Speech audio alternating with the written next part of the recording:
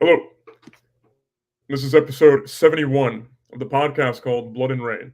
I'm your host, Arthur Dane.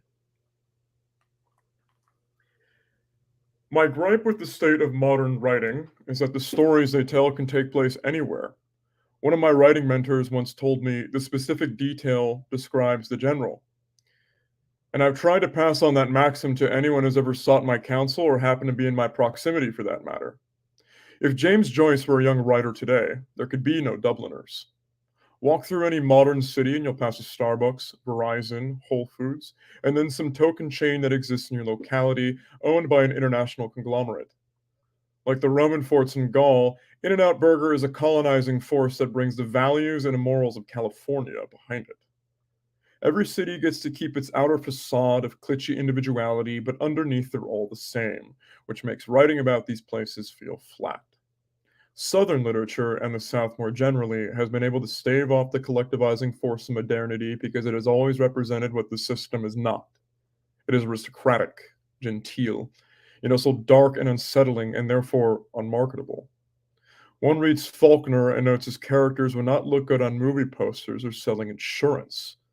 My hopes and dreams for Paul and his writing were that when the last Southern Gothic author dies, it would be he who took up the mantle. His response was that the genre should die so that something new could replace it. I thought about this conversation for a long time and tried to reconcile my desire to return with his vision of Renaissance. I believe that this collection of tales is that replacement. Paul writes Virginia itself as a character in his works, literally and figuratively. It is a conquered land, civilized by Europeans, and as Paul himself has said on many occasions, Virginia is a microcosm for the rest of the nation. The Old Dominion is a place, whether we are talking about the Tidewater, the Blue Ridge Mountains, the James River, or Appalachia. The stories you read in this work are Virginian. The heroes and villains have no context outside their home, and while they may echo older tales from faraway lands, those stories too only make sense in their time and place. Virgil wrote the Aeneid as a founding myth to unite the Romans. Tolkien attempted the same with his Lord of the Rings. I see Paul trying to do the same thing here. Whether or not he succeeds in this endeavor is not for me to say, not for any living person to say. But one day, in the far-flung future, if there is a young man sitting on the bank of the James with a fishing pole in one hand and a country squire's notebook in the other, there is no other barometer for success required. Forward by T.R. Hudson, a friend. From the source material of today's podcast, a fantastic collection of new short stories titled A Country Squire's Notebook, somewhat mythologizing and immortalizing the state of Virginia, the home of today's guest. Its author, Paul Fahrenheidt. Thank you so much for being here today, Paul. Well, thank you very much, Mr. Dane. I greatly appreciate that you took the time out of your busy schedule to bring me on to talk about, the stuff I wrote and threw out into the ether, hoping people would like. Yeah, it's my pleasure, man. You know, our I think the most mutual friend we have is none other than Jay Burden, another Virginian. And after him and I recorded a couple of times, he said, "I think with your writing background, this is a great guy to have on your podcast." And I was already familiar with you because you're somewhat of a frequent flyer in the DR. So I was happy at the prospect, and I had no idea you had written a book until that time. Yeah, I mean it's recent.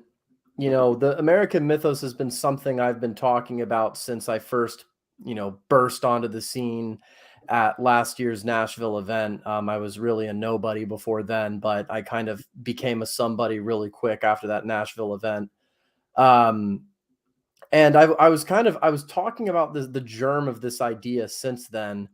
It has since grown, and I think it's stopped growing, but it has since grown into about a whole mythos I have planned out, and like I know all of it. It's all in my head. I have all the plots. I have all the characters. I know what it's going to look like. I just need to, have the time to justify to sit down and just vomit all of it onto the paper and then arrange it after I do that into something that looks semi-decent. But A Country Squire's Notebook was actually completely unplanned in the grand scheme of things. It kind of came about as a result of necessity. Dan Baltic, who is another good writer, his novel is is a really horny novel, Nutcranker, and he'll say that himself. That's part of the marketing. It's good. It's just, it's that. But he said once on Twitter, and he's a really good poster. He said once on Twitter, he said, the best writing advice I ever got was from my landlord, who said, pay rent or I'm going to call the cops. And so I took that writing advice to heart. And when I was fired from my job earlier this year for stupid reasons, I had to pay my rent. And so I, sat down and, thought up these 6 short stories that were kind of like little keystone pieces of much larger stories that I already had planned, and wrote them out and talked to TR about it. And I did manage to pay my rent. And now I'm doing a lot better compared to that time. And I have this first body of work to my name. Yeah, it sounds like it certainly was born out of a crucible, and you're sort of rushed into putting something out before you had ever planned, which is probably for the best. Um, because there's of all people, to quote George R. R. Martin, who, to be fair, has created a very extensive mythos that I actually admire. It's just his execution of actual storytelling I despise. Um, he's talked about a lot of writers being architects versus gardeners, and these long-term sort of grand strategists of writing tend not to produce things until much later, himself included, for that matter. So I'm glad that there was that jolt, and while I don't wish that kind of crucible of needing to pay rent on anybody, it certainly has produced some incredible feats of creative work, in the past 2 centuries. So, um, and I was, to be honest, I was a bit upset when I realized it was only a thing of short stories. I hadn't looked into it. I hadn't opened the first page. As however you can say that in an equivalent for an ebook. But when Jay Burden told me about it, I was hoping it was like this entire book. When I heard the podcast that you two did together, talking about this briefly, um, I heard it was short stories. It was somewhat perturbed, but I'm eagerly waiting to see the entire mythos unfold. Um, there's a lot of places that I could start in. But before we dive into the novel itself, or the collection of short stories itself, something I'm having to sort of consistently do is kind of reintroduce the figures of the DR to a different audience, because I don't really come from that neck of the woods. I'm kind of saying hi to everyone now, but I come from a different audience that's based in Instagram. So if you could just sort of like briefly state how you got into sort of Twitter/content creation game, and where you're at now and where you plan to be going with that. Well, I mean, I got involved in sort of, I guess you could say, nascent dissident politics immediately after the conclusion of Gamergate in 2015, when I started watching Sargon for the first time. I was, I think, 15 years old. So this has basically been my entire adult life since I was in high school. I've been just consuming dissident content and learning more and reading stuff and all that.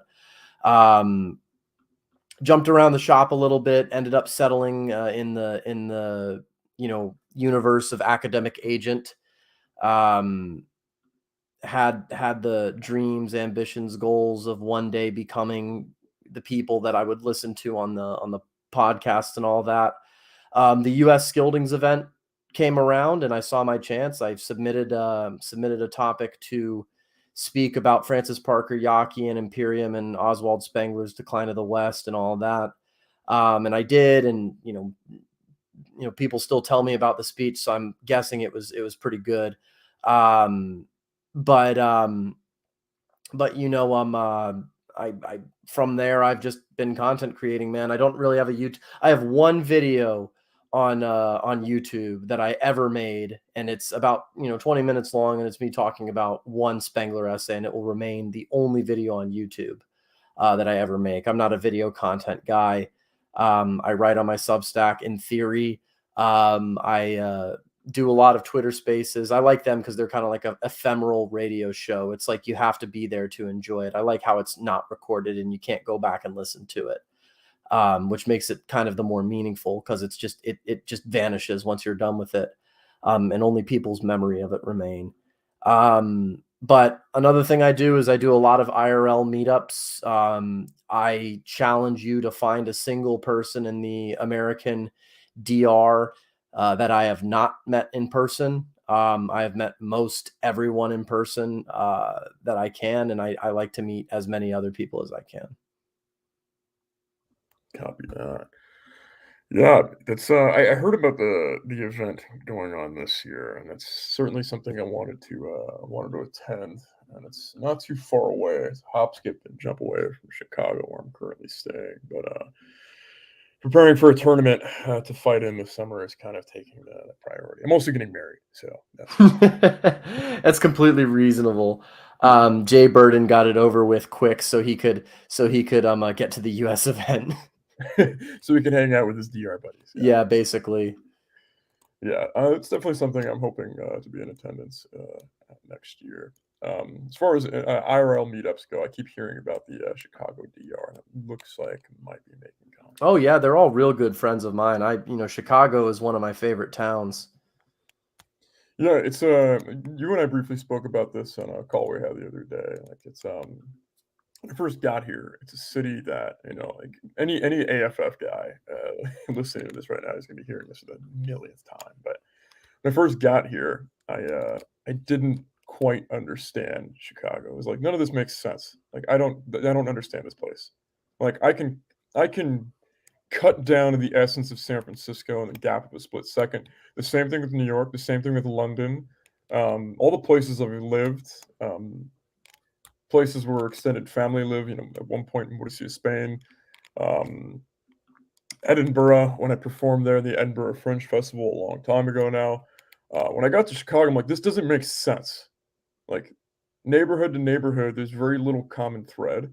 I'm standing in a park with a fountain that feels like Paris, just viscerally. I'm staring ahead at the Congress Hotel. It reminds me of Ghirardelli Square in San Francisco. I'm looking to my right, and it looks like Central Park West. Like, what is this place? I was I like, know "Was this place made against its will? Like, what is this?" Chicago is nature's metropolis. Chicago is and I'm going to spend this show that's ostensibly to talk about my book talking about another book written by someone else that I would highly recommend you and everyone else to read, and it's called Nature's Metropolis, and it's by a historian by the name of William Cronin. All right, the book is about the foundation and the building and the construction and the ecological history of the construction of Chicago and how the ecology of that area changed as things like the CME were invented, as all the railroads were built leading to Chicago. And he makes the point that Chicago was very much purposefully built to be the center of American commercial interests. It is on geographically the best place to put a city on the planet. It is at the center of more miles of inland navigable waterway than the rest of the world combined. More goods flow through Chicago than I think any other city on the planet. Basically the whole thing is that Chicago is moving away from these quantitative facts. Chicago is the platonic ideal of the American city, right? It's the one city where if you're driving up to it, it just kind of, you start seeing it in the distance and it just keeps growing bigger and bigger and bigger and bigger the closer you get to it. And it's one of the only major metropolitans that you can really get a good view of coming towards it from the west. If you go west to east along, I forget which interstate that is, but if you go west to east along that interstate coming up towards Chicago, that's where you get the best view of it. New York City, you're kind of like going through a whole bunch of like tight suburban sprawl, and then you go through a tunnel, and then whoop, it's right there in your face, because that's New York City. New York City is all up in your face, just all at once. New York City is violence in every single direction, and not physical violence, just in terms of presence. Yeah, I hate it. I can't stand it. I cannot stand going to New York. I've been to New York many times, and I hate it every single time. I want to get out as soon as possible. San Francisco is kind of like, it seems like a sinking paradise is the best way to describe it from my outsider's perspective. Yeah, Like a how fitting. tarnished, say again? How fitting. Yeah. Yeah, a tarnishing sort of white city. Um, fucking LA is just sprawl. LA is like this monstrosity that just simply should not be. Um, I mean, Dallas and Houston just kind of feel endless. They feel like they just don't feel like they feel like planes that everyone decided to concentrate buildings in.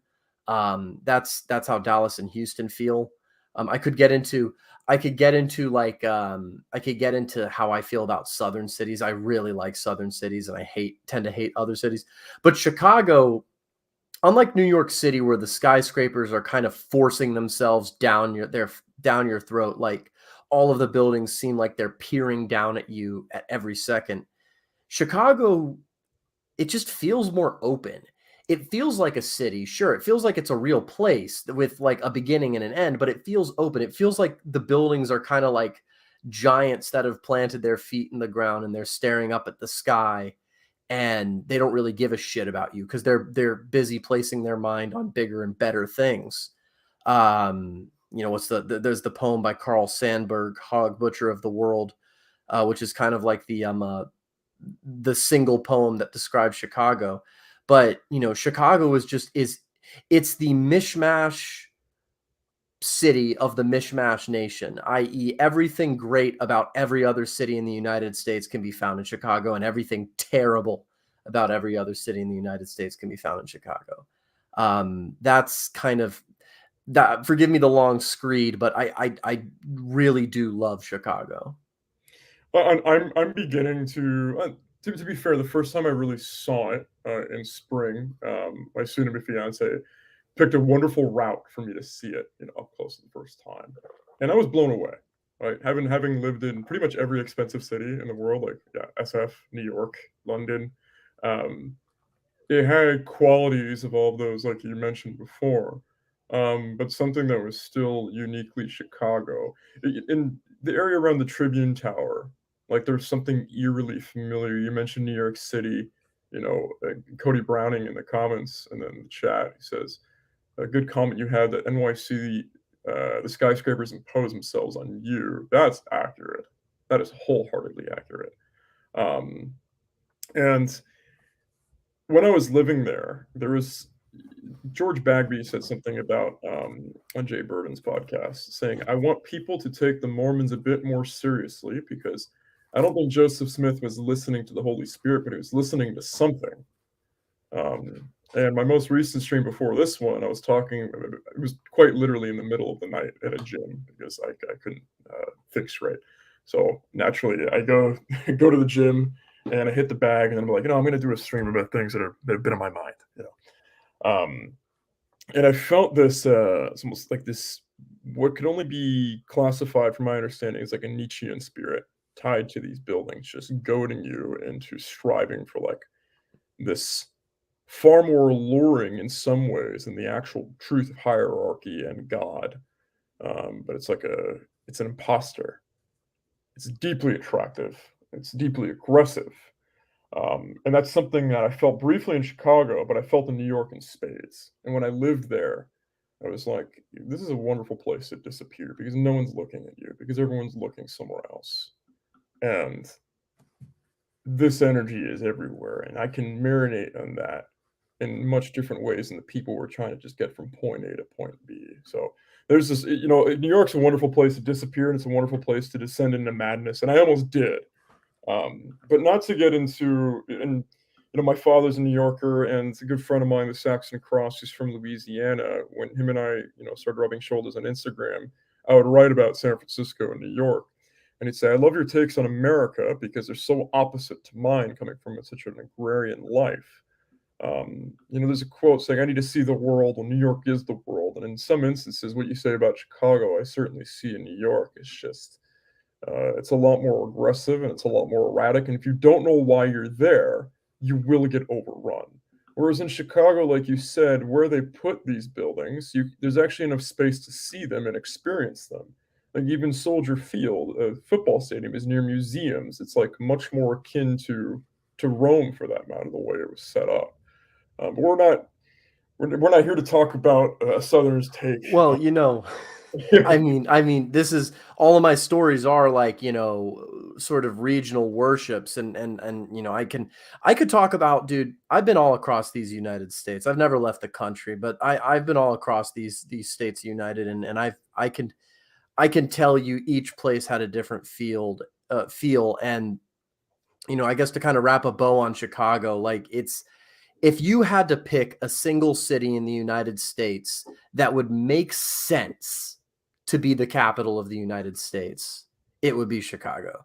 Chicago is the one city that makes sense to be the capital of the United States. That's all I have to say. I actually buy that. I actually buy that. I don't buy that the case in DC, of course, as they made it to be. New York just doesn't have the structure for it. It's just we're going to build in every which direction, for better or for worse. Certainly not going to be the West Coast. Chicago with that centrality, much like Madrid and then the waterway. I buy that, and not just those reasons, but many others. But I want to hear your take on southern cities because, the more Southerners I get to know, the more I'm beginning to scrape the surface of understanding the way they hold their homeland in regard, the way they view it, the way they experience it. I've never been to a southern city with the exception of I was outside Nashville for a trade show, but didn't get to experience it. I Nashville lived doesn't in count. Austin 10 days, which Nashville's is like it's like Nashville. Austin. It's like an extension of San Francisco at this point. But yeah, it's just Nashville just doesn't count. It's like a tourist. It's like Las Vegas. Nashville's a city right now, like Las Vegas is a city. Maybe it once was a city, but not really anymore. Now, you want a southern city, Memphis. That's your town, baby. Memphis is one of the grimiest cities on earth, right up there with New Orleans. There's about 3 blocks of Memphis that are really nice, and the rest of the city's just man, it's just like they call it Memphrica for a reason. Like the police doesn't even patrol beyond those 3 blocks, which also just so happen to be the whitest blocks where the old money white people live. And Memphis has always been that way, man. The thing about southern cities is it's kind of an oxymoron, southern cities, because the South doesn't really have cities. Someone once told me that there is no such thing as a sort of Yankee or a Northerner. There are only like people from cities up there. Like y'all don't really tend to have an idea of statehood. Even people from upstate New York don't really have an idea and a pride of statehood. It's more of like the city or the town you're from. In the South, it's a lot different. There is a sort of pride in statehood. Even if they're the 49th or 50th worst states in the nation, there's still like a pride in that statehood. Like, everyone will say, yes, I'm from Alabama, or I'm from Tennessee, or, I'm from Virginia or South Carolina or something like that, and it's because the cities aren't the center point of the state. They just kind of happen to be the slightly larger towns that got a little bit up jumped, that just happened to be where the politicians all gather. But for the most part, the strength of the South is outside of its cities, is in its rural locales, its small towns, its hamlets and mansions and estates and historical sites. That's the South, and it's kind of like how you would sort of imagine a feudal Europe to be that way. Now, the reality of Europe is it's very heavily city dominated, but I mean, the thing is, like, southern cities don't really feel like cities. They just kind of feel like overgrown towns, and some of them are starting to flip the other way. I mean, Atlanta, for example, is just a monstrosity. I wish I could nuke the entirety of North Georgia, but apparently it's always been that way. Charlotte sucks. Raleigh is getting bad. The whole Research Triangle is just getting bad. Nashville, as I mentioned earlier, Knoxville, and all of Eastern Tennessee is filling up with every kind of shit lib you can imagine. Um, Huntsville's pretty nice, but once again, lots of shit libs. Birmingham, Alabama is actually getting pretty nice. But for the most part, the rest of the cities in the South are just kind of like places where you'll find. Let's just say you'll find the local fauna the South is known for in large numbers within many southern cities that aren't like explicitly known for anything else. New Orleans doesn't count. New Orleans isn't a southern city. New Orleans is New Orleans. But I mean, good examples. I think the best examples of southern cities that you might find are like, let's say, Charleston. Charleston is just like a beautiful jewel on the coast of South Carolina. Savannah is very similar. Savannah is just kind of an extension of Charleston. Um, I like Wilmington, North Carolina, quite a bit. Richmond, and well, maybe it was no, not Richmond anymore. Very sadly, unfortunately, Richmond kind of feels like an open wound right now. It feels like it's exsanguinated itself of its southernness with the symbolic act of destroying Monument Avenue, which is where all the Confederate statues were lined up. And now Richmond just feels empty. It feels like it's nothing. It feels like it was once something, and then it killed what made itself separate. In the meantime, I have to recommend Lynchburg if you want to get an idea of what Richmond used to feel like. But I mean, and that's the other thing too. Like there's more than one South. When I say the South, most people think of the Confederate States, but if you're from, let's say, if you're from Virginia, once the Yankees leave the room to the Alabamans, you're the Yankee. Like there's the upper South, like Virginia, Tennessee, Arkansas, who are very heavily filled with Scots-Irish hill people. Sort of, you don't find as many plantations up there, as many residual traces of the plantation economic system. You go down, you've got the Carolinas, North Carolina, South Carolina. The deep South starts at about Georgia. Georgia, I guess you could say South Carolina too, but Georgia, Alabama, Mississippi, northern Florida, northern Louisiana, that's all like the deep South. And that's a whole different feeling place than, like, let's say Tennessee or somewhere like that, just in terms of geography and in terms of people. So that's, I guess in a nutshell, like that's the thing, like the South in really about its cities. Its cities are kind of like tacked on. It's the South is about what's outside the cities and what's surrounding them. Yeah, and I think that's honestly the assumption that most people would make. I mean, being a born and bred West Coaster, we think about, I mean, San Francisco, we think about other cities in the West Coast, and we think about New York. We don't even think about Chicago. Like, I honestly kept forgetting that Chicago exists. It's just an affliction of being from the Bay Area. We were not thinking about any of the cities that you just mentioned. Being a history buff growing up, for me, it's a little bit of a different case. I read pretty consistently that both pre-Civil War and post-Civil War Charleston, if you want to try to get the South in one city and everything that it stands for, is a good place to go. Savannah, same thing. It was those two cities that you mentioned. If you're trying to feel that ethos, you're trying to feel what remains in that spirit, those are the places to go. And, the parallels between England and the South are undeniable, right? Just that bit you said about there are many different Souths. As soon as the Yankees leave the room, the Virginians, the Alabamans, are now the Yankees. That's that's the case with North versus South in the United Kingdom, right? If anything north of Oxford is basically the North.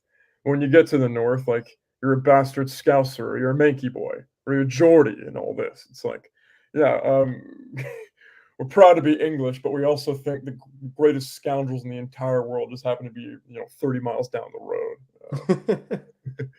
It's hilarious to think about. In-group preference is a real thing. Tribalism is a real thing, and it's undeniable. So maybe not in other places, but especially in the extension of the Anglosphere and adjacent Scotch-Irish populations that cross the Atlantic. It is a world I am trying to understand increasingly so. Having finished my formative years in England, for drama school, then around the age of 19, I got a grasp of what makes England England. Um, but to highlight some of the words of my friend the Saxon Cross, he says what he's really concerned about of Southern culture is what people are attributing Southern culture to is a pop version of Southern culture. It's like old country music versus I don't know, Lainey Wilson, and Luke Bryan, all these people. It's not really the same kind of culture. It's not the fullness of culture. It's very much reminiscent of America before and after the ad man, before and after pop art. These are things that are packaged for people to understand as quickly as possible so they can buy in. It is a monetary exchange that people are after, which is why they're spoon feeding and we're capable of less and less and less veneration and less understanding. And it's one of the biggest tragedies of this country, not only in the South. Um, but for whatever reason, the literature of the South has remained untouched in the sense that it hasn't had to conform. Modernity hasn't been able to ruin it, like T.R. Hudson said in the foreword that he wrote for your book. Um, I have to say, I mean, throughout, it felt very Faulkner. If I had to pick one influence that I'd sort of peg you with, it is indeed Faulkner. And then honestly, I don't think you would be too upset with that comparison. I mean, Faulkner is Southern literature, and Southern literature is Faulkner. It all just comes back to him like a big plantation house at the center of an estate. Like that's that is Faulkner for Southern writing. Everyone after him is trying to be him, and everyone before him, just didn't seem to reach his level. Like that's what it is. Yeah, and the only piece I've read by Faulkner, I haven't read a full novel by him, but only a collection of stories, Knight's Gambit, right? But you get that sense, the way he structures his prose, in some senses, it's an overload, right? So, Hemingway had a lot of feuds with people, maybe a bit more famously, this feud with George Bernard Shaw, but also, little war of words with William Faulkner. And Faulkner, what he criticized Hemingway for was his minimalistic use of language. And Hemingway basically scoffed at that, saying, "Oh, you think making people feel with writing has to do with how big the words are using?" And, I don't really think anyone's right in that debate, to be honest. And I constantly compare, many people who've listened to this podcast have seen my comparisons of Fitzgerald versus Hemingway. They're very different, although they're both vital to understanding the wave of modernism. Fitzgerald painted. He used as many words as he needed to. In some ways, he was akin to Virginia Woolf in that regard. It almost was fluttery, but it had a masculine overtone to it. It was this agonizing, alluring painting of prose. And Hemingway was trying to, it's like he was crafting a katana. He was folding steel as tightly as possible to be as precise and as impactful as possible. But what's interesting with Faulkner is it's almost an overload with his prose. Oh yeah, he's shooting you with buckshot. Like he is just peppering you with everything. Because you have to understand it, right? Like the whole reason Southern literature as a genre exists is number one, for Southerners to kind of sit there and figure out why the hell they're different from everyone else in this country. And number two, to sell pornography to Northern audiences, because Faulkner did a lot of both. But basically, yeah, like being born in the South is kind of like Faulkner's prose. It's an overwhelming thing. I was born in Virginia, which is the northernmost state in the South. It was the capital of the Confederacy. Arguably, it is the most reconstructed state in the South. It is the least like its former self prior to the Civil War, I think, of any state, except for the area around Lynchburg, Virginia. That's why I recommend it. If you want to see what old Virginia looks like, the best thing you're going to get is Lynchburg. Aptly named, by the way, not named after the judge, named after his brother, the Quaker merchant. But the thing is that being born in the South is you're brought up number one, with a tradition, which most of people who are outside of the South don't even really have in the first place, because America is about leaving those things behind, in favor of the new ones we got here. The South, we're a very backward looking people most of the time. We're mostly because, I don't want to say we're sore losers, but we're sitting there basically with this massive fucking war, the largest war in the 19th century. It happened in our backyard. It happened right next to where we grew up. So of course we're going to spend a lot of our time thinking about it, because it was literally right there in front of us. Like, I grew up not 20 minutes from the Bull Run battlefield, Manassas. They're going to get mad at me.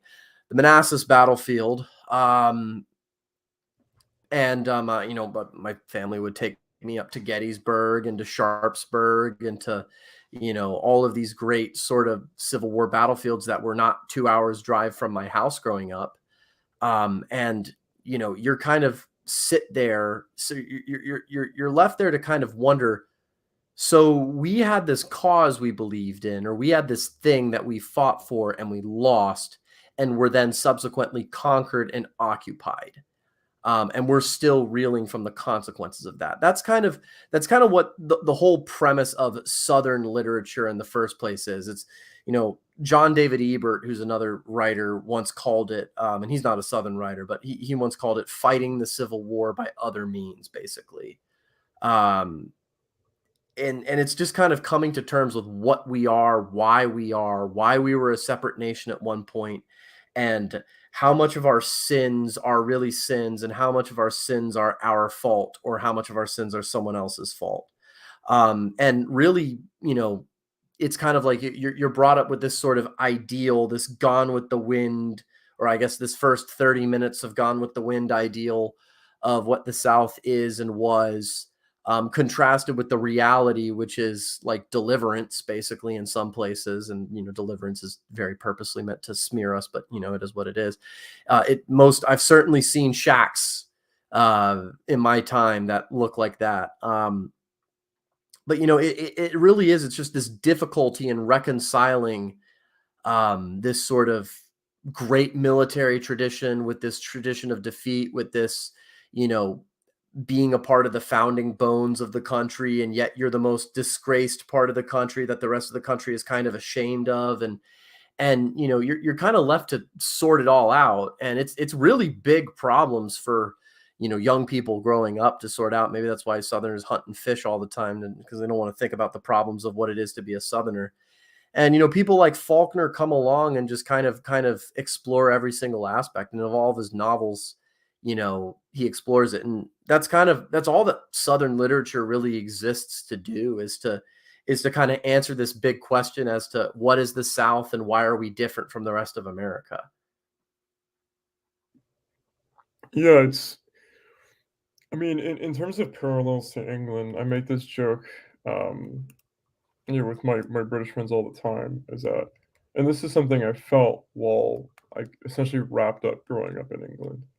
No matter where I went, no matter what time of the day, um, everything, the way I described it back then, and in some ways still do now, is that everything was bathed in twilight. Like, everything just felt somber. Like, even if it was happy, it was somber.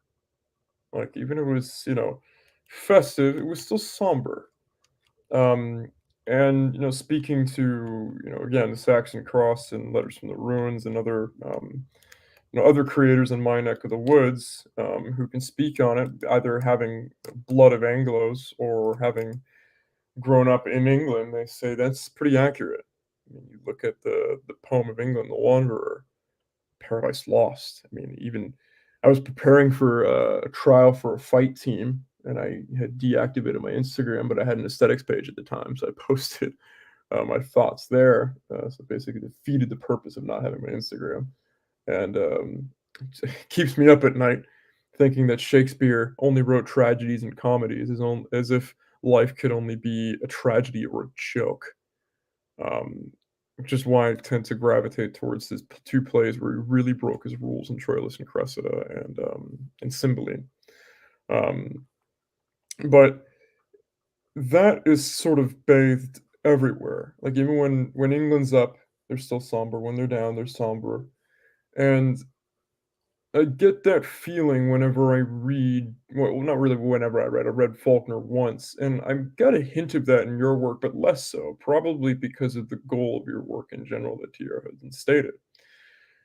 It is this looming darkness everywhere, this quality of dusk that seems to be unavoidable no matter how much you fish, no matter how much you hunt. Is that, in your opinion, is that what it means to be Southern Gothic? Like, where does that term Southern Gothic in particular come from, in your opinion? Well, I mean, the Southern Gothic is kind of meant to, it starts with Edgar Allan Poe and that sort of Romanticist era. It's just this sort of idea that, like, the South is this. Kind of similar to, like, Venice has always been sinking since it was founded. It's this idea that, like, we've created this ephemeral civilization that we all know is going to die one day. And you can either, and it's a really Catholic sentiment. What's strange about the South is one of the South is a land of paradoxes. The South is the most biblically Protestant Christian part of the country as of right now. But in terms of sentiment, it is the most Catholic sentiment part of the country in terms of hierarchy, in terms of, even its sort of ethical, in terms of its, like, classical tradition. The South is very sort of Mediterranean in that regard, even in our architecture. You see the sort of Jeffersonian columns and domes, which are just classical revival. My favorite style, by the way. But yeah, it's like this idea that we founded this civilization based on these sort of, like, principles, based on this really significant tradition, this sort of planter caste. We know it's going to collapse into dust one day and it's going to fall. And you can either be the sort of holy fool who doesn't care about it and just lives to have fun, or you can be consumed by it and like not really be able to reconcile it, or be somber about it. And Faulkner writes both characters. I mean, and you see both characters in real life. Me personally, I'm trying to pull the South out of that, and towards something else, because what we're seeing right now, and this is why I'm writing, is just because basically the way things are right now, all of the old disputes and problems of America have been thrown out the fucking window, given the current political system that we're inhabiting. And now we're looking at, okay, what survived the flood of the coming age of Aquarius? What has kept its head above water thus far? The South is one of those things. Despite all the transplants that move down here, it's funny, the transplants become Southern the longer they stay here. They adopt the accents, they start learning the culture. It's funny how that happens. The transplants, they come here and they Southernize over time. Same thing doesn't happen when Southerners go north. It does happen a little bit, but not to the extent that, like, it happens when they come here. Um, the South is growing exponentially economically. Its culture is still very strong. It's got one of the only living art scenes in the United States. It's hard to kind of wrap it all up, but basically the South is it's one of the only places in America that kind of has the foundations, in order to build something built to last. Because the sort of New England Northern alternative proposition of what an America is purposefully meant to be impermanent, because building things to last is what aristocrats do, and they have this very Protestant sort of sensibility, or not even so, this, like, reformed sensibility, that you perpetually break down and remake yourself better and better and better and better. And people talk about Nietzsche a lot. Well, Nietzsche got some of his most profound inspiration from the New England transcendentalists. Like, Nietzsche loved Thoreau. He loved Emerson too. And he read all of them. And that's one of the big bases for his sort of Nietzschean, perpetual striving set of ethics. It comes from that New England. The problem with that is it's like you're burning yourself out like a firework. Yeah, it's really impressive, but it just ceases to be once the show is over.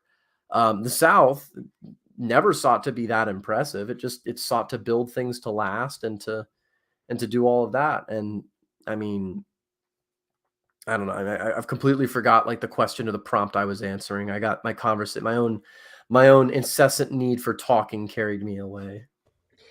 No, I like facilitating that quite a bit because people's tangent brains typically bring up things that I like to discuss. So, yeah, that's a pretty interesting thought because when people think about the founding of this nation, right?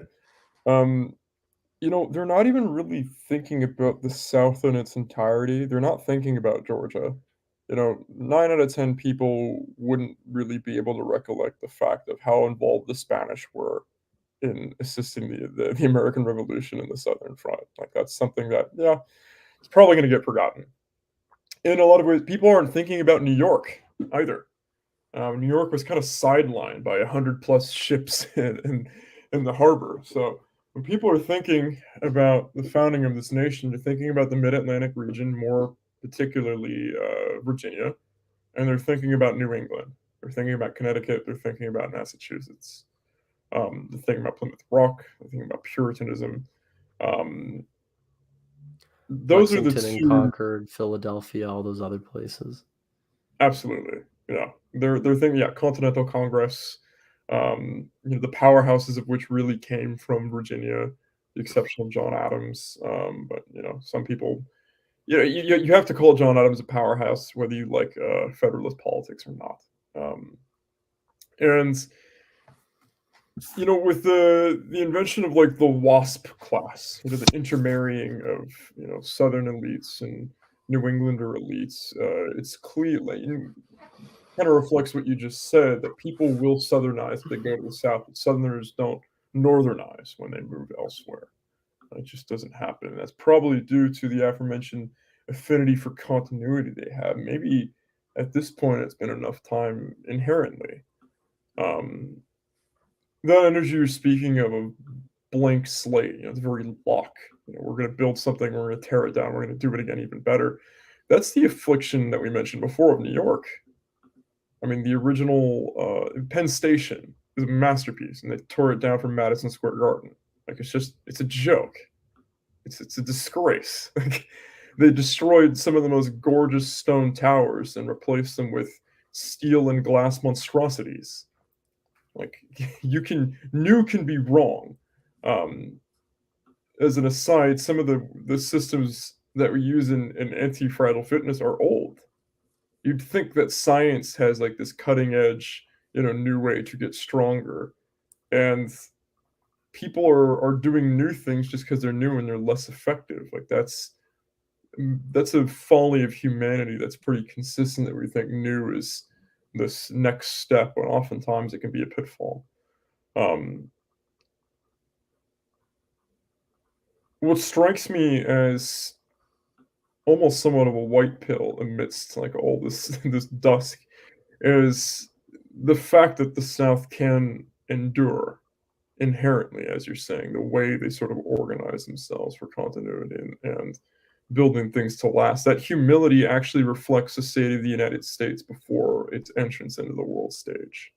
Um, I spoke on a previous podcast, or I was a guest on the Renaissance of Men podcast, that the term that we in the martial arts community love so much called Kaizen, where it's like the sustainable, it's quote unquote sustainable development, which is like a dirty term now thanks to Klaus Schwab. But um, it's like I am taking on more additions to my training that are sustainable, and I'll be able to add on them over time as opposed to overloading myself. That term Kaizen was actually learned from the Americans. That didn't originate in Japan. Um, so if we remove, and everyone has a debate about how much you have to remove from America's folly, from America's line of mistakes in the name of progress, like how much time you need to remove. Some people would say 60 years. Some people would say 100 years. It doesn't really matter.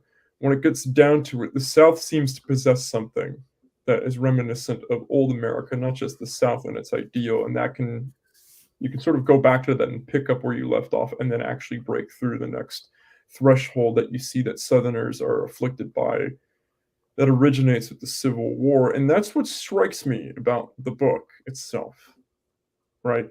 You're very clearly, as mentioned in the very beginning, you're like you're mythologizing Virginia to another level, basically, because you do have a founding myth as a state, but it's like you're setting out in this work, I would say, on the roads to success, because I'm not going to say you did it, like it's done.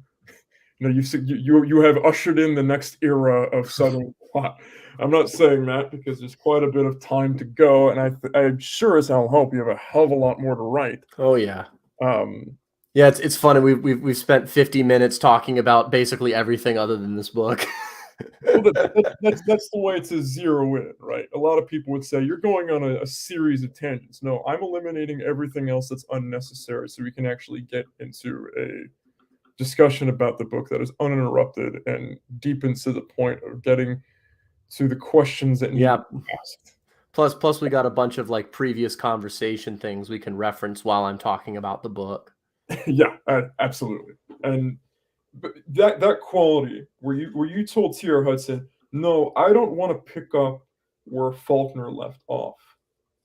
I want that all to die because that is rooted in the affliction of the Civil War. But there is a South before the Civil War, and that can be my bedrock, so to speak. That comes through in the writing. It's a hell of a lot brighter than any other piece of Southern literature or reference to the South that I've ever seen. You speak on that a bit more. Yeah, I mean, this is something that actually, the postmodern Southern writers, Walker Percy being the primary example, started on. Walker Percy wrote in one of his essays that the Southerners of, he was writing in the 80s, like the Southerners of today have a lot more in common with their ancestors in 1820 than they do in 1920. And quite frankly, I think the 21st century is just going to be almost, I don't want to say a total repeat, but almost a total repeat of the 19th century. It's going to look a lot more like that. I'm not saying there's going to be a second Civil War or something, but yeah, man, the Civil War is just it's kind of this thing that like basically ruined the fun party that was the South before the Civil War. The South was just this total you read about Southern hospitality and shit. Like there are stories of vagabonds who would go from Washington D.C. down to like New Orleans and they never had to pay for an inn. They would just knock on random people's houses and they'd be put up as though they were honored guests and fed all of this like pheasant and turkey and any sort of wild. And it was just one big massive party, and like duels were fought, and drink was spilled everywhere, and affairs of honor and romance and intrigue and all of that. And part of that may be mythologized, part of that is real, and it's kind of that spirit. My profile picture is of William Byrd II.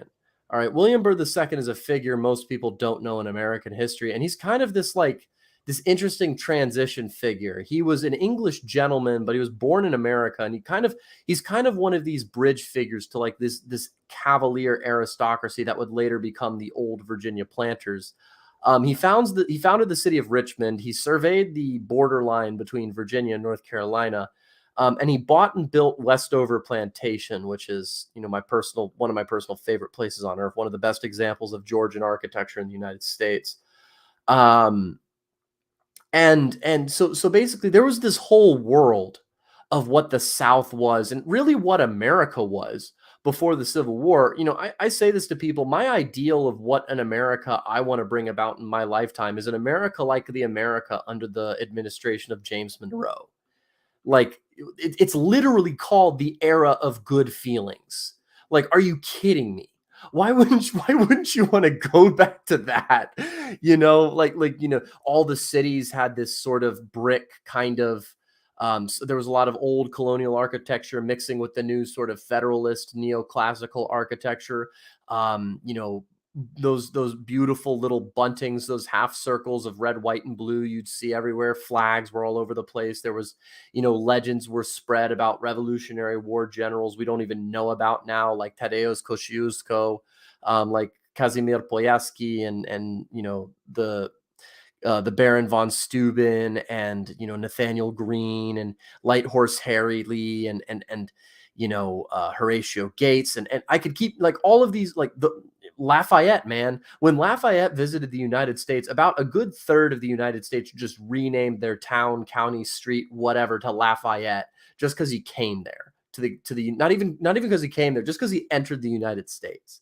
Like this is the sort of excitable world, and you can read about it in Democracy in America. Actually, de Tocqueville talks about it quite a bit from an outsider's perspective. But it was this beautiful sort of like, dare I say, medieval world that was kind of killed in Europe because Europe fell under the spell of absolutism and rationalism and modernity. And this kind of medieval strain of what used to be in Europe and in England specifically survived in the United States. Ironically, because of its, well, not ironically, because of its system of government. Constitutional federalism is as close to a medieval form of government that you're going to get in the 21st century. And that's why I kind of wanted to write this myth, this mythologizing of Virginia, to bring it as close as I can to this medieval ideal that we all have in our mind as to what Western European civilization is supposed to look like at its best in terms of aesthetics and organization and personal principles and all this other stuff. Like, honestly, if you're not thinking of like a Shakespeare play of like Henry V or something like that as the peak of like what Western civilization is supposed to be, I don't know about you, man. Like, I know enough about the 18th century that I can say, fuck the 18th century. Fuck the 17th century, man. People think the 20th century was bad. They should look at the 17th century, man. Holy shit. But America's kind of, and specifically the South within America, New England used to be like that too. It really is just this happy, fun, carefree sort of naive place. And Henry Adams, who's one of the great, he was great grandson of John Adams, grandson of John Quincy Adams, who were both presidents of the United States. He wrote two books, The Education of Henry Adams and Mont Saint-Michel. He wrote a bunch of stuff, not just that, but I'm referencing these two. And in Mont Saint-Michel and Chartres, he's kind of like trying to reconstruct this medieval worldview.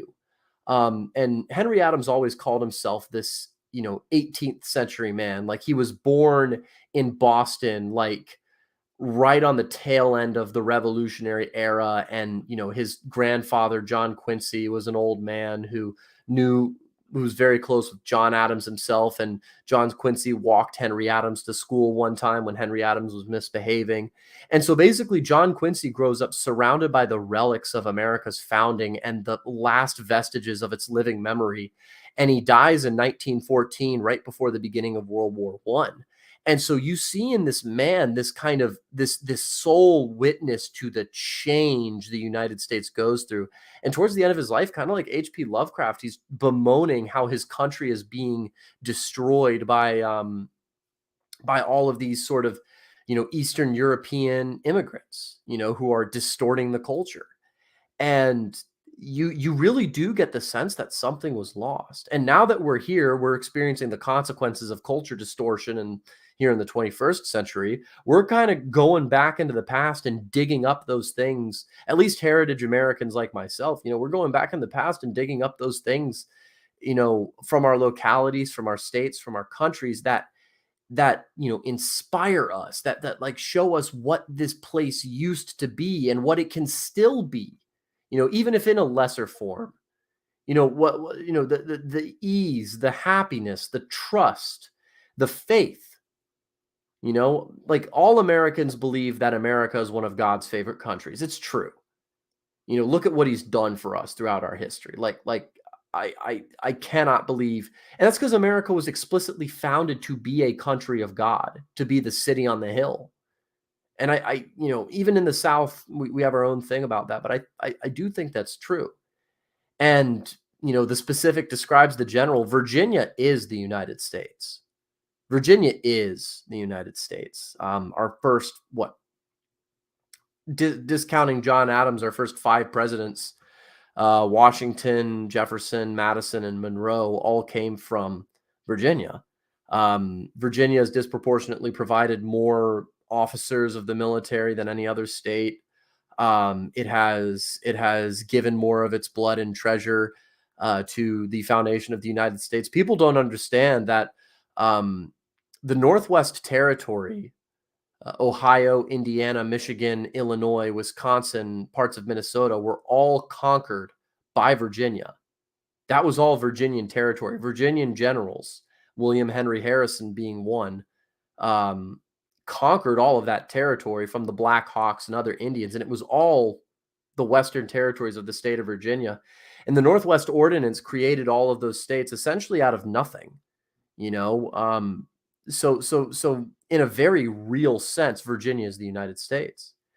And, you know, I felt like a place like that, you know, there's a Crusader Kings 2 mod I played called After the End, which gave me the idea of specifically making America an explicitly medieval setting with kings and castles and all that in a sort of medieval stasis world.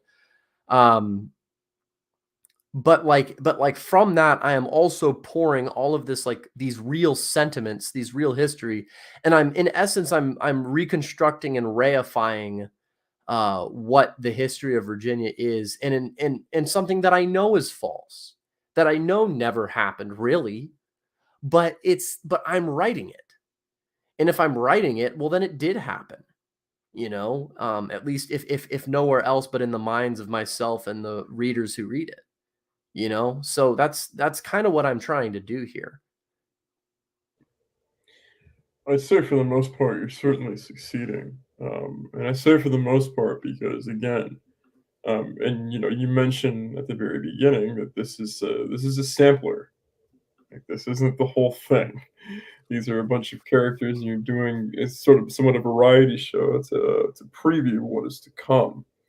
Um, it had me on the edge of my seat, quite literally at certain instances. I can't really remember the last time. I mean, I think the last time I read a book that really had me on the edge of my seat like that was Aerosmith by Sinclair Lewis, which is one of my favorite books. I think, to be honest, I think Sinclair Lewis is like one of the forgotten writers. Like I think he talked about a kind of Americana in the Gilded Age. I always look fondly upon the Gilded Age in the Victorian era when studying Britain. This sort of turn of the century idea of America. It's like with America coming into its own, knowing that whether we remain isolationist or not, we're creating something that has more legs to it, that has more pace to it, that is striving for a kind of innovation in a way that is humble in terms of its day-to-day life, but the people and the places that are being crafted day in and day out is he wrote something saying creating something brusquer, like a new ideal. Um, he also, you know, Faulkner had a fictional county. Sinclair Lewis had a fictional state in a lot of his work. So I think he had this in Dodsworth, Babbitt, and Aerosmith. A state called Winnemac, which is basically in the Midwest. So it's wedged between, you know, Indiana and Illinois, basically.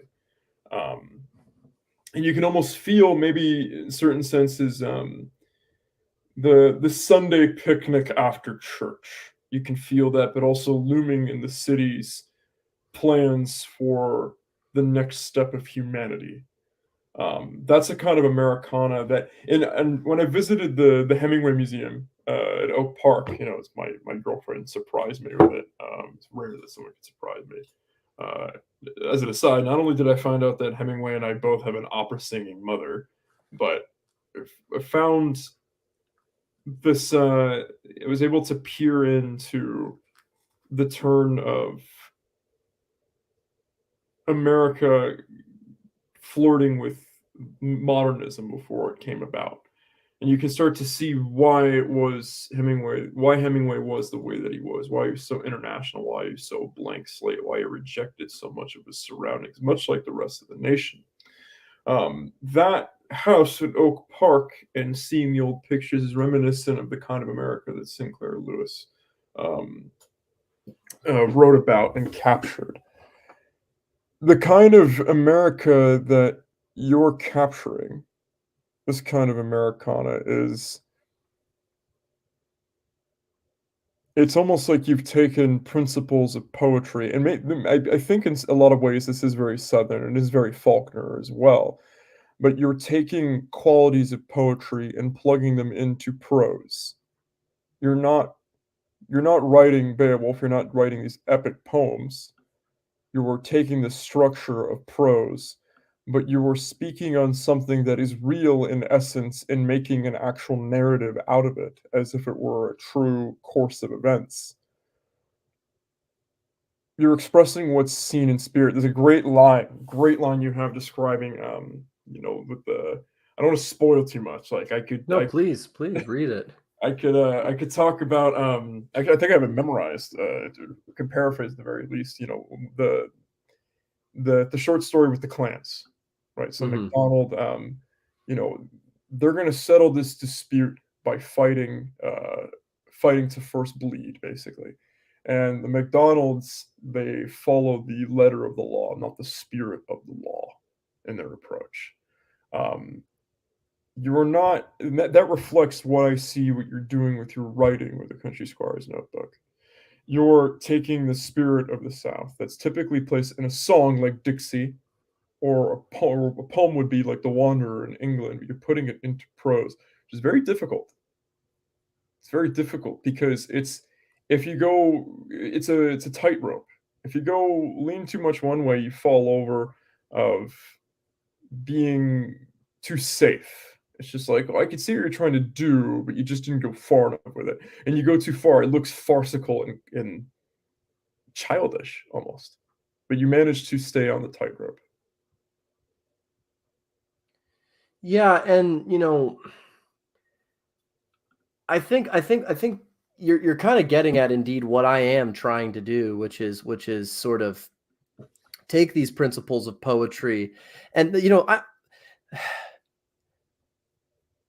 what the great Western innovation for literature is prose, right? Prose simply didn't exist the way it does now. Um, Prior to like probably even Shakespeare. I think Shakespeare invented prose writing.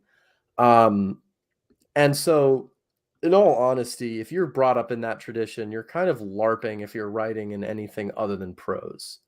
Um, maybe as you get better at it and you learn the techniques of something like epic poetry, you could write an outright epic poem. But the thing is I don't think, and I like the Odyssey and I like the Iliad and I like the Aeneid, um, and all those other great epic poems. And I'm not here to shit talk them. It's just they were more relevant to an oral culture that was a lot slower, that you had people who memorized them, that you could shout them out. But we in the West are like a bunch of autistic nerds who like to sit there and read our texts. All right. um we are that is and that might be a little bit Spenglerian, but that's how we're different. We like to sit there and quietly read our books, um slowly changing and shaping our mind. And so in my mind, like that's kind of the thing I'm working with. I'm writing this for someone to quietly read. I'm trying to make it as entertaining of a quiet read as possible. I have a lot of imagery. My writing style, some people say I write like I'm writing video game cutscenes, like they're reading a video game cutscene. It's very much like, it's very blunt for Southern writing. Southern writing is usually it has like little Southern writing is kind of like fighting a knife fighter. Like there's a lot of dancing around, and every so often you get stabbed. Mhm.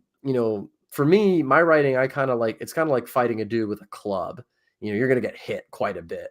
Um, and that's kind of how I do it. It's like because we're at the point with decreasing attention spans are a thing both for readers and writers. Therefore the writing itself, in the 20th century, people were low time preference enough where you could get away with almost sapping any sort of visceral enjoyment out of any piece and consigning that sort of visceral enjoyment to the pulp genre. But now that's not just going to cut it anymore. Basically, you need to candy coat any great commentary and literature that you're writing with action and enjoyment and plot. That's what you're going to need to do. And that's kind of what I'm trying to do here, and it may of course just destroy everything I'm trying to do, but it's what I believe and it's what I'm doing. And yeah, I a lot of this is commentary, but the thing is I'm sick of fucking short stories that like dissident right guys will write. It's like, oh, here's Vimerica. The story is about a disenfranchised. The story is about a disenfranchised young man who doesn't do anything and sits there and plays video games all day and wishes his life didn't suck, and he goes out and he does this bass thing, and that's the story, guys, and oh, total collapse. And I'm like, motherfucker, fuck you.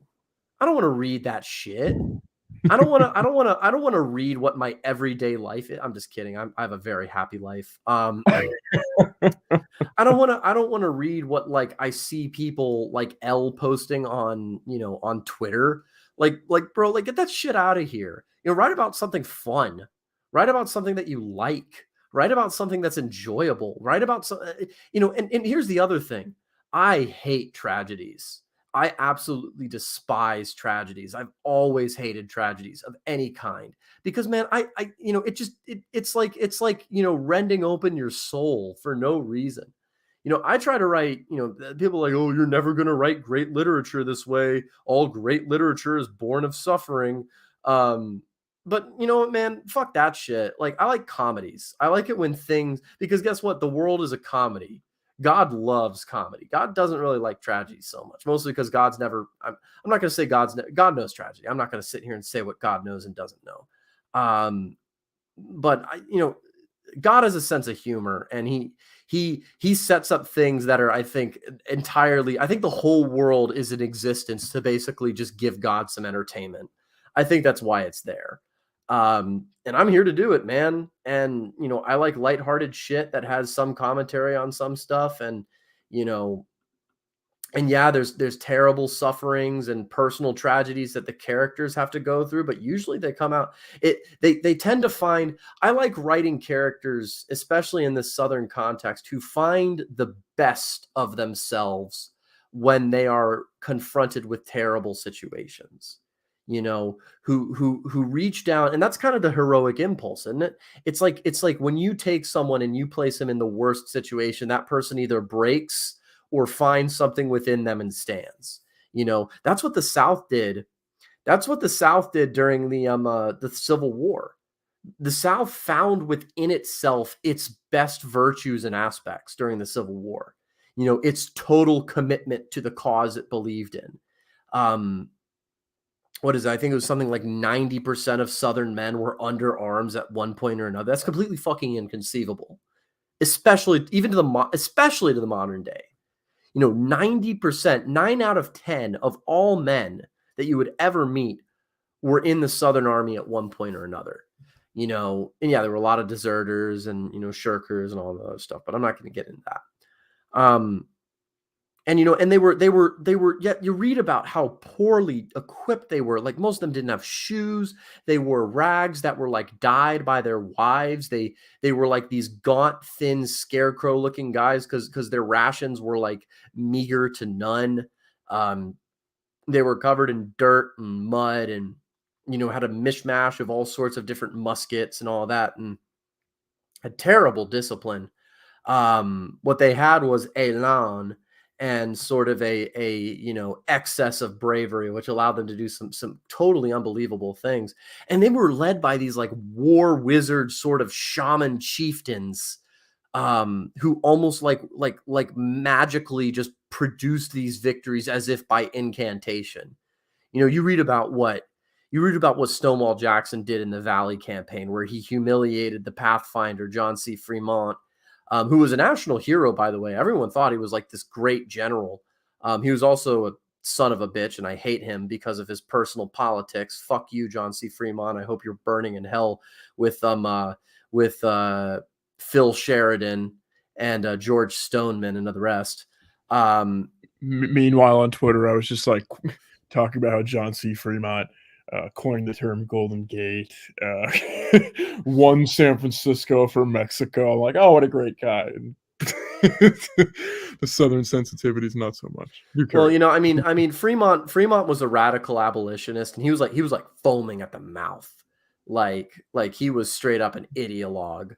Yeah, he's great for California. He could be one of your California heroes, but down here, Stonewall Jackson just kicked his ass with a force about 1/4 of the size that Fremont and Oh, Banks had. I don't think that anyone's under any like illusion that Stonewall Jackson wasn't the greatest general of the Civil War and maybe that century. Like I have to go So back and look. Like maybe von Mackensen or von Moltke. Well, no, okay, Napoleon. So yeah, there. But well, so as a dude who was educated in military theory, I have a military background. I have to disagree with you because Stonewall Jackson was not the great general. Stonewall Jackson was the most favored by God of any general, I think, in the 19th century, which is more important. Um, like you read about what happened at Chancellorsville. yeah, He just takes 18. He's meeting with Lee on the first morning of Chancellorsville or second morning of Chancellorsville. And Lee's like, okay, I think, Jackson got this word from this major. He's like, yeah, I think I could do a flanking movement on Hooker's army. Keep in mind, Hooker has an army twice the size of Lee's and another army crossing the Rappahannock being barely held back by Jubal Early. That's the exact same size. So Lee is outnumbered about, I think, 140,000 to about maybe I think 40,000 or something like that. I don't remember the exact numbers, but 62. Don't ask. I mean, yeah. I was a big military history buff for a long time. So do carry on. Yeah, I'm fuzzy on details. That's always been my weakness. I'm fuzzy on details. But Stonewall Jackson is meeting with Lee, and he says to Lee, he's like, "All right, I'm going to do a flanking movement." And Lee's like, "Okay, how many men do you need?" And he said, "My whole corps," which is like the line. It was like 18,000 men. It was like 60% of Lee's force available at Chancellorsville at the time. And Lee's like, "What will you leave me?" And then Jackson said Anderson and McLaw's divisions. And Lee just kind of looks at him and he's like, "Carry on then." Shrug, he's like, "All right." And so Stonewall Jackson has this major. So I'm only telling this because this is I think the single funniest story in the entire Civil War. He has this major survey, this trail around the Union lines, and the major's like, "Yeah, we're like 4 miles away from the Union lines. They won't even see us, man. We could just sneak the whole corps around." And Jackson's like, "I totally believe you. Let's do it." And so he picks up 18,000 fucking men, and every single person on the Union line sees them for the entire time that they're doing the flanking maneuver. Like they are just watched and observed the whole time. There's like some minor skirmishes, but like you have all these officers going up to Joe Hooker, who's the commander of the Union Army of the Potomac, going up to Joe Hooker's headquarters, and they're like, "General Hooker, we're being flanked." And General Hooker just looks at him and is like, "No, we're not." And they're like, "Oh, okay." And so they go back to their positions and they watch Stonewall Jackson. And so he had no reason to get as far as he did. He just did. He just got his 18,000 men just set up to go. And he just had AP Hill. He's like, "Okay, fucking charge them." And then they did. And they happened to come out on the extreme Union right where General Howard's German Corps was stationed. This was the worst performing corps in the entire Army of the Potomac. None of them spoke English. They were all like, 48ers who were like basically drafted fresh off the boat and press ganged into the Union Army. So they didn't really give a shit. They liked that German general they fought under, Franz Sigel, but after he was replaced, they didn't care. And so Stonewall Jackson comes out of nowhere, and it's like they're sitting there literally with their pants down, their rifles stacked, playing cards. And like they have all these screaming. And keep in mind, when Stonewall Jackson's men were going through the woods to charge this position, this is in a place called the Wilderness. And I promise I'll bring this back to the book in a second. This is in a place called the Wilderness, which is some of the thickest woods in Virginia. That's why it's called that. And every single piece of clothing on these rebel soldiers had been stripped off. So basically you have all of these hollering banshees that are kind of like a Celtic war band that I imagine the Roman legion would see, burst out of the woods, bare ass naked with muskets in hands, screaming their rebel yell. And it just causes an automatic mass rout. It was inconceivable what this was an 8-hour flanking movement that was launched. The attack was launched almost at sundown. And like this was the most successful maneuver that anyone had done in the Army of the Potomac or in the Army of Northern Virginia, and it could have been a canai if Stonewall Jackson had not been killed by friendly fire that evening. I think God was like impressed enough. He was like, okay, I think this is a good enough performance. You don't have to live on Earth anymore. Come back and join me. And you know, I talk about that a lot because you know Stonewall Jackson, is kind of reconstructed into this half deified figure called Jack Stonewall within this story. I have my own pantheon too, within this I universe. noticed that. Yeah. Yeah, it's like you know, so I'm a foaming at the mouth Christian. I used to be a Hindu. Some people still bring it up. Okay, I understand it, but like right now, you know, I believe in God, and you'll see that in the story too if you read it. But like within every European man's mind exists this weird sort of balance between a pagan past and the Christian present. Um, and I think any serious like writer of fantasy or any of this sort of genre tries to do that. But like, and there's all sorts of like American pantheon ideas out there, like deifying the founding fathers, and there does need to be an aspect of that. Some deify Confederate generals. There also needs to be an aspect of that. But you know, America has its own sort of like figures that you could easily turn into a pantheon, and I've kind of done it. You know, I limited myself to two Confederate generals. I feel like two Confederate generals turned into gods was enough. Minor deities, of course, not you know God, um, but you know there's you know also like for example the god of messengers is the sort of Mercury figure is Paul Revere. The you know the god king is the serpent Amaru, which some say America is named after. The sort of earth mother goddess is the angel Columbia. You know, it's like all of these things are things that we have that we could spin it like you know the god of artisans, craftsmen, you know, laborers and Negroes is John Henry. You know, like these are all we have things in our history that we could kind of like Tolkien does just spin up into this minor mythology. And you know, whole peoples that we understand now can be completely defined by the patronage of one or another deity. You know, you've also got I've got my sort of Mephistopheles figure in the turncoat. You know, Americans hate traitors. We're one of the few places that still does. Um, and all that other stuff. I mean, that's kind of I don't even know where I'm going with this, but it's like yeah, like this is I'm trying my best to build like a holistic world here that you know encompasses both things that are well known and things slightly more esoteric. And it's not even just things from American history. You know, for example, my favorite story to write and my personal favorite of this was Martinsville's Last Race.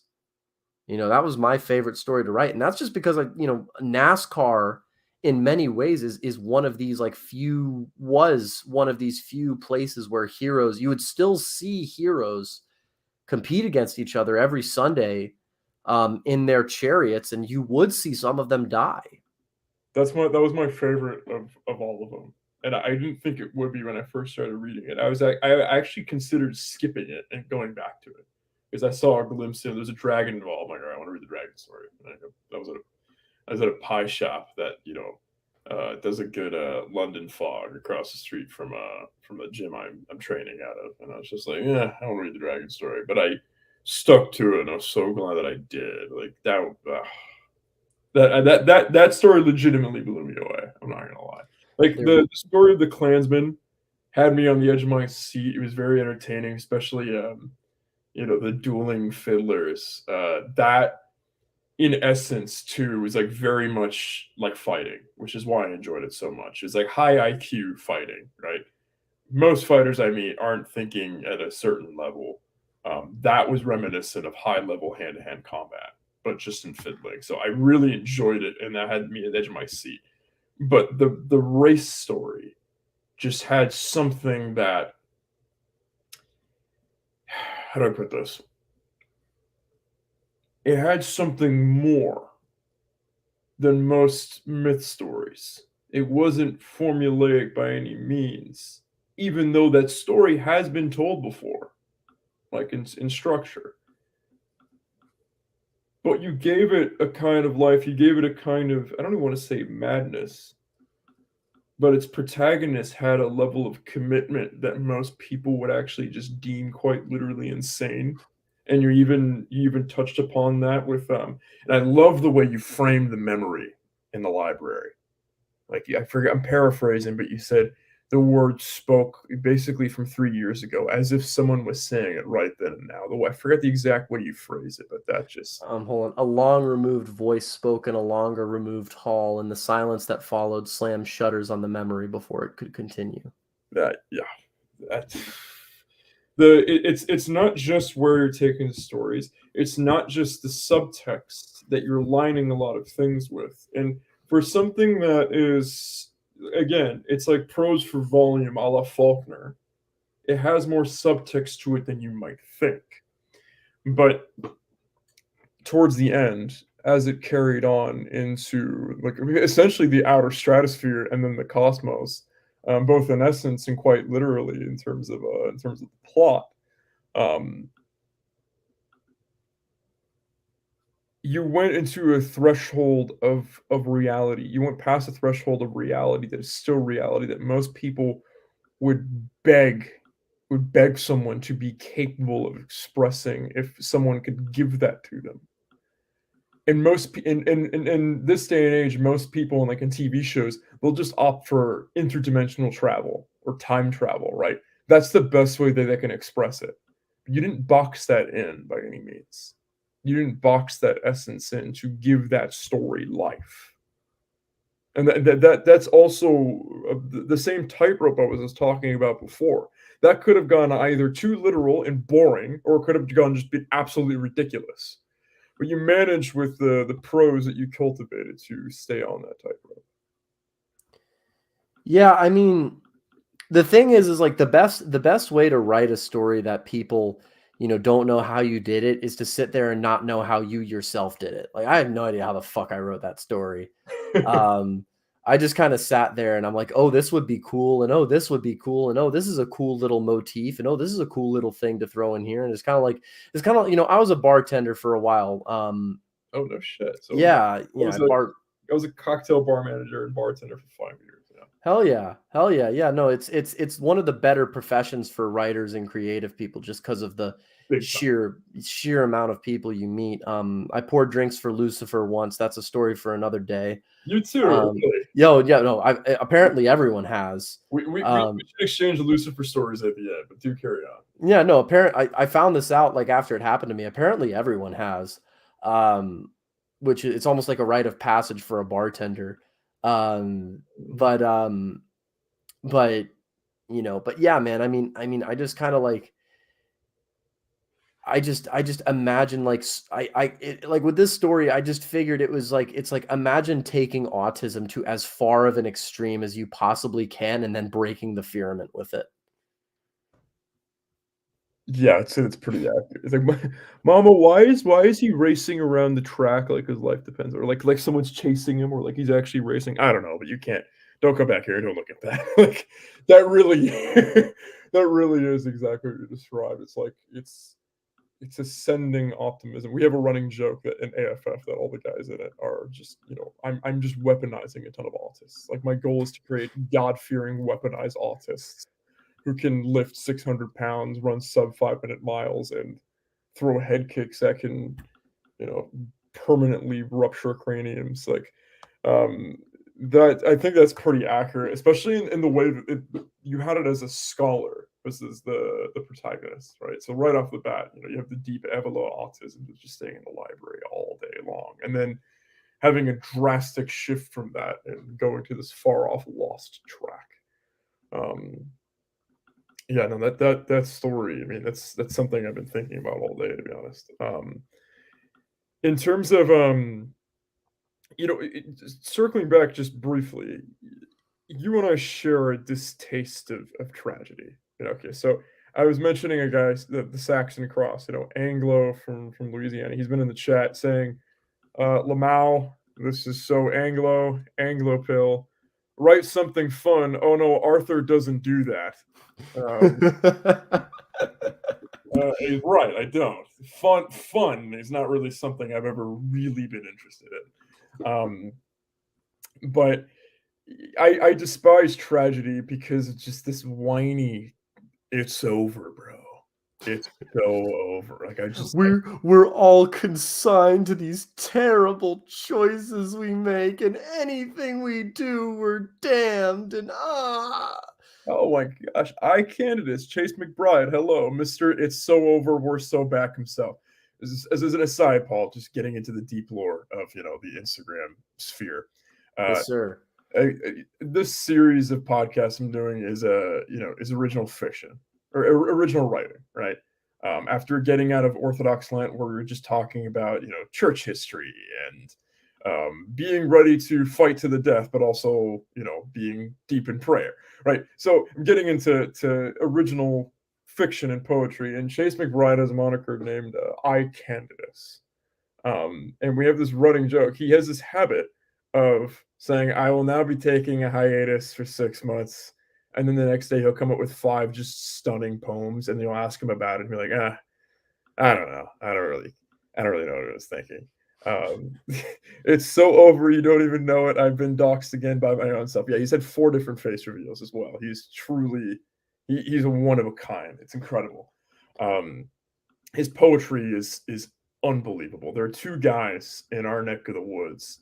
And I think I may have mentioned that. Yeah, I did mention this to you. I Candidates and Greater Myth, who I think have the potential to be generational pure fiction writers. Um, but Andrew, the Saxon Cross we were talking about before, um, you know, yeah, he says write something fun. I don't do that. Yeah, I don't really enjoy tragedy though. Like this sort of like anguish. Like, I mean, I've read Hamlet like 12 times. And when I was in drama school, I was in a play called Hamlet Machine from the 1970s that came out of Germany. And it's like reduced. It's reduced, and it's you have to fill it in with movement sequences. And I did a reading of Ozymandias, right? So I credited as Ozymandias just in the middle of a very bizarro, abstract movement sequence, as you do in drama school. Um, and just the whole premise of Hamlet Machine, which is actually I found more interesting than Hamlet itself, which a lot of people would get very upset with me saying, is he goes further into my head is so heavy with thoughts, right? So instead of to be or not to be, he just says, I don't want to take part anymore. I want to be a machine. Um, that turned into something more interesting. That turned into like some form of reactionary futurism. And most people will know the true origins of futurism is a very right wing side of things, not leftist modernity. That a lot of guys who would shout "return" on Instagram would talk about. But it's just tragedy can only go so far. Like it just gets sadder and sadder and sadder and sadder. And I don't really have an interest in the bottom of that just being the ultimate sadness. Titus Andronicus, I mean, not to get into the Moor discussion we were having earlier, but Aaron the Moor is one of the greatest villains ever written because he's just truly unapologetic. It's like Iago, but with more of a spine, right? He's outright. He's not just scheming, he's scheming you, and he's telling other people that he's scheming. And when he's being hung, he says, my only regret is that I didn't do 1,000 more. And so the tragedies that you see from Shakespeare, and my favorite tragedies kept going beyond that to the point where it's actually something interesting. I joke that Troilus and Cressida is like the original modernist work because it just ends so bleakly. Cymbeline actually has a happy ending, which is why I like it so much. What I enjoy is deep trial, like agonizing trial. Like he almost doesn't make it, or even loses a piece of him, and he rises through the final threshold, not only victorious but truly not the same. Like, and that reflects the Joseph Campbell ideal. So I'm simultaneously agreeing with you, Jay Bird, and agreement maxing with you, while I basically push back with my good friend heckling me in the chat. Uh, but Well, I do think God has a sense of humor, and that humor doesn't always just come in an outright humor. It comes in as in poetry. It comes in riddles. It comes in cheeky placements. And you describe things as cutscenes, and that's actually something that um, I haven't said it to anybody before, but like this flash right here, like this, especially the interludes that you had of the joining story, right? So you were introducing each character, like the builder and the farmer's wife. Those felt more like cutscenes, like you described, as opposed to actual, stories, which I really enjoy because I love a good interlude. Um, but I've been writing on and off a myth for about 2 years now. That's completely blank. So I'm not trying to immortalize anything. It's not has nothing to do with California. It has nothing to do with has nothing to do with anything. the fact that you've said that makes me think it has everything to do with California. Because if you go out with that idea in your head, it will actually be entirely about that thing you're trying to not make it about. That's Well, I how it mean, works. this is first career, and we'll get back to your book because that's what we're here to talk about. But to go on another tangent, um, when I started this, it was COVID. I lost 2020. I had two very well paying bar jobs that I positioned myself really well for to work 30 hours a week and train full time. And I was going to get into copywriting as well. Um, Uncle Gavin shut everything down. Me being someone who feels he needs to embody his philosophy, he can't just speak and then not follow through. I refused to take the unemployment that was given, $3,000 a month in the state of California. My overhead was $3,000 a month. I said, no, I'll take the suffering, thanks. I'll put my money where my mouth is, for better or for worse. And I worked overnight security. My audience knows this, a million fucking times over. But I worked overnight security with a 2-hour commute each way. And I asked for the overnight shift because I wanted to do something. I didn't want to have to say hi to anybody. I wanted to have, the computer all to myself, all 8 hours where I can just hopefully do something. And I realized that I had writing prowess, and I was, trying to make money quickly, much like you did. Except I said, no, I'm going to make money a different way, and I'm gonna marinate on this more and more and more and more. I was originally going to sell it to Jailhouse Strong because the myth is surrounding a strong man. And it's funny. There's a cut scene from from Twilight Princess, the Zelda game, that comes to mind for one of the characters, the Stalfos.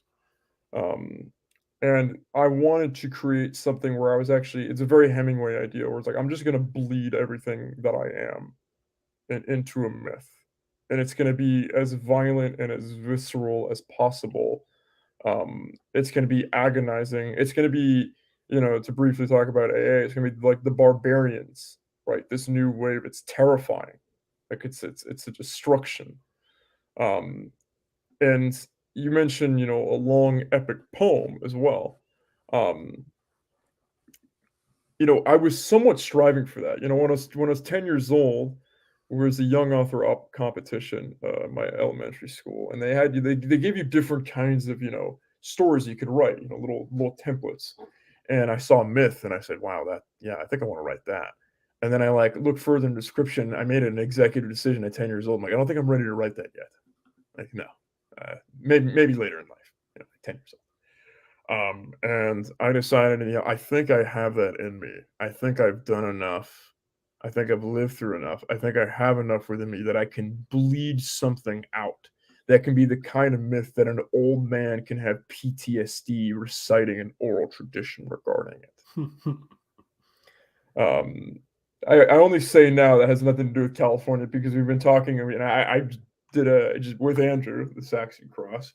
We just did it. I told you about it about 3 times now. A writer's workshop, Mhm. and we've been talking about immortalizing, Virginia, and it's if there are certain instances where I can speak about California. I wrote I sort of bled something on my Instagram story about needing to speak with my city again, needing to speak with San Francisco again, needing to swim in shark infested waters again, and needing to be standing for 3 hours of worship in the cathedral with battered legs from hard sparring. Like, yeah, that has to do more with my interaction with the city and immortalizing California. But the myth itself is pretty blank slate in some ways. Like, there's some Exodus influences, um, but yeah, it's I mean, I hope maybe I can finish quickly like you did, because it's been some time, and Put yourself in a situation where rent needs to be paid, and not paying rent is not an option. maybe I am dissolving Anti-Fragile Fitness. I just really need to get this done, and if our financial well-being depends on it, then I think we'll really do it. Yeah, I don't think that would go enough very well. But yeah, I'm gonna force it out of myself. You've certainly been an inspiration for that, whether I have an external motivator or not. Um, I have to ask you, why? How did you pick each kind of short story? Right. So, there's the dragon. It's so well rounded too, and not in like a cringe, just like, oh, he has a little bit of this, a little bit of that. A lot of people will try to be well rounded in a collection of stories, and it's just like it's formulaic and it's anecdotal and it's corny, right? You're kind of playing with notes. You're kind of playing with a bunch of counterbalances that are asymmetrical at first glance, but when you zoom out, it makes sense in terms of that might be a very schizo way of describing it. So if that doesn't make sense, I apologize. But um, between the race and the witch hunter and the dragon and the clansman, um, how did that all come about? Like, where did you have one-off inspirations for each of them? Did you have somewhat of an idea of this mythos? Is this the core of the mythos, by the way? That's something maybe you can answer. Oh, no, no, no, no, no. This is this is, like it's been said, this is a spattering. This is a sample. Although it has helped me sort of expand upon a lot of ideas that I had that were going into much longer works. And as a matter of fact, every single piece of work I ever write in my mythos can be referenced at any time by any other work within the mythos, because it's a living world. It's a living, breathing world that can reference any of these legends that you have read about. And they may even quote, like, characters may quote parts of the legends towards each other. Um, and what we're reading right here is actually comparatively small. Most of my mythos, really does take place in Virginia. I have the idea is, if I can mythologize Virginia to a satisfactory extent, I can then scale up to try to mythologize the United States. Well, That's my plan. ooh, I will stick in Virginia till I have finished all of the works I have said will take place in Virginia, and then I'm going to try to take on the whole U.S. at once. We'll see how it goes, you're but you're fucking crazy. well, we'll see how it goes. Um, I mean, the goal is to be Virgil. The goal is to write the Aeneid. I mean, I would rather shoot for the stars and land on the moon. Is kind of the whole thing with it. But I mean, you asked me how I picked each story. It benefits the writer that, and one of my biggest influences is Shelby Foote, who is very much influenced by Faulkner. Um, Shelby Foote says that, when he was writing his Civil War series, he went to every single battlefield around the time of year that the battle happened, so he could see how the foliage was, the climate, the visibility, all that other stuff. So he could almost like feel where the battle was taking place. He had a mental image. Pretty much every story I wrote takes place in a place I have been. The first one, Old Man Mountain, was my was me. That was me having fun, man. I wrote that one out just to have fun. And that's like your typical sort of tall tale you would hear. You hear tales like that in the South, or at least you used to hear tales like that in the South. That old men would tell kids to have fun with them. But that's just like, you know, it's like I tried to think of different things because I read a lot, and I tried to associate some of these things I would read with like places I would go. I would try to make mental associations and then turn those mental associations into stories. The second story, the second story, the Taps of Old Westmoreland, the Witchfinder story. That was me channeling all of the pulp, the Robert E. Howard I had ever read. I love Robert E. Howard, the Conan stories, the Solomon Kane is probably one of my biggest influences. And I've been to the Tidewater of Virginia, which is this very like low, swampy, but also kind of like forested region. It's a very strange place. The whole Chesapeake Bay is very strange because it's like it's simultaneously forested and swampy. Um, and matter of fact, James Michener wrote a great novel. I think the best novel about the spirit of it, called Chesapeake, following a story of a single family in on the Chesapeake Bay from colonization to the Vietnam War. But I felt like the story, because I wanted to write a short story for all the different regions of Virginia. Um, and so I felt like each region would be conducive to a different kind of storytelling. I wrote, the Taps like it was a Robert E. Howard pulp story. Um, I wrote the Bard. I wrote the Bard. I don't know what it was that inspired me to write the Bard like I wrote the Bard. I mean, you know, I wrote the Bard. It's kind of like a coming of age. It's kind of like a coming of age while also being like this heroic sort of tale of unification. Um, that's what I wrote. That fucking the was it Martinsville's Last Race. Um, what is the machine consciousness? The machine consciousness is autism made manifest. It is the secret desire, like you said about Hamlet. I'm sick of thinking I want a machine to do it for me. It's all born out of laziness. It's like how could I so basically it's like I did it in a case by case basis. Each short story, The Dragon of Skyline, that's the piece of the Shenandoah Valley that I am from, my family comes from, is the German part of the valley. And Wagner is my most favorite musician of all time. And I've listened to the whole Ring cycle more times than I can count. And I've read Delling des Nibelungen and the Nibelungen Lied and all those other and the Volsung saga and the things that Wagner based his thing on. And I'm like, I just need and with the Dragon of Skyline, I'm like, look, I'm just copy pasting the Eternal Dragon Slayer story and putting it in my mythos. Like, and what I think that did is, like, because I knew I was very obviously copying this Eternal story, I think I was able to add a couple of details into it that really make it the American mythos dragon story, and not just a dragon story. You know what I mean? So yeah, that's kind of all of them. Go ahead.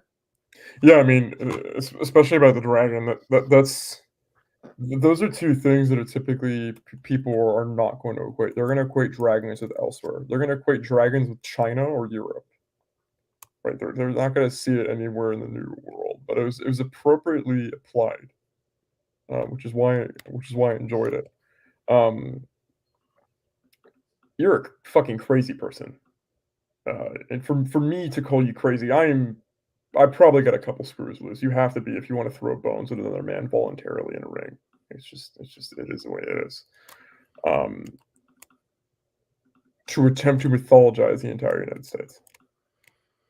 I mean, I raised my right hand and said, I swear to uphold and defend the Constitution against all enemies, foreign and domestic, knowing that, domestic enemies were plotting to send me to die for Israel. So, I mean, yeah, I don't know, man. I mean, it's just it's at the end of the day, I don't think it'll succeed, but I know the story. It was actually the first thing I ever came up with. that all of this was born out of was that, whole American mythos. And I could sit here and tell you all of my plans, but that wouldn't be very fun, would it? I mean, off the air would be a whole lot of fun. Oh no, yeah, I'll tell you all. I'll tell you offline. But like basically, growing up, I was dissatisfied by the world, and I wanted cool things to happen, and I figured the best way I could make cool things to happen was get good at writing, so I could write the cool things I wanted to happen, so that they would happen. That's why I write. Then I realized, getting into my old age, that I actually have the abilities to make the cool things I want to happen in my real life. So I can do that too, but I can also do the writing, because that's also pretty cool. And if you're the dude who both writes cool things and then makes cool things happen, then you're not just a great writer, you're a great man in general. Like, how many warrior poet kings? I think the best example of a warrior poet king is King David, Yeah, agreed. who is the only person in the Bible God says was a man after his own heart. God calls King David a man after his own heart. He calls Moses his friend, but like, why would God say that about this like conquering, like terrible, Humanizing, like, yeah. rapist. Yeah. Yeah, and I think it's because God always looks at us and sees he sees the best of us. He doesn't see like the bad things we do. He looks at us like a father would. He sees the greatest thing we can be. And the closer we are, of course, believing him is in him, and wanting to please him is the prerequisite. You can't do anything without wanting to do that. Um, but once you do that, like being as close to that perfect version of yourself that God sees in you, I think that's the ideal. And King David, man, he would fight wars, with nothing but faith in the Lord, and then write psalms and have fun and play music and all that other stuff. And that's what I think God was talking about, because at the end of the day, you know, it's entertaining. Yeah. Yeah, I mean, you said something interesting. You raise your right hand knowing that the United States would want you to die for Israel. Why knowingly do that? Because I almost signed the dotted line from the Marines twice, and I just felt like I'm not really serving this nation if I do this. So why?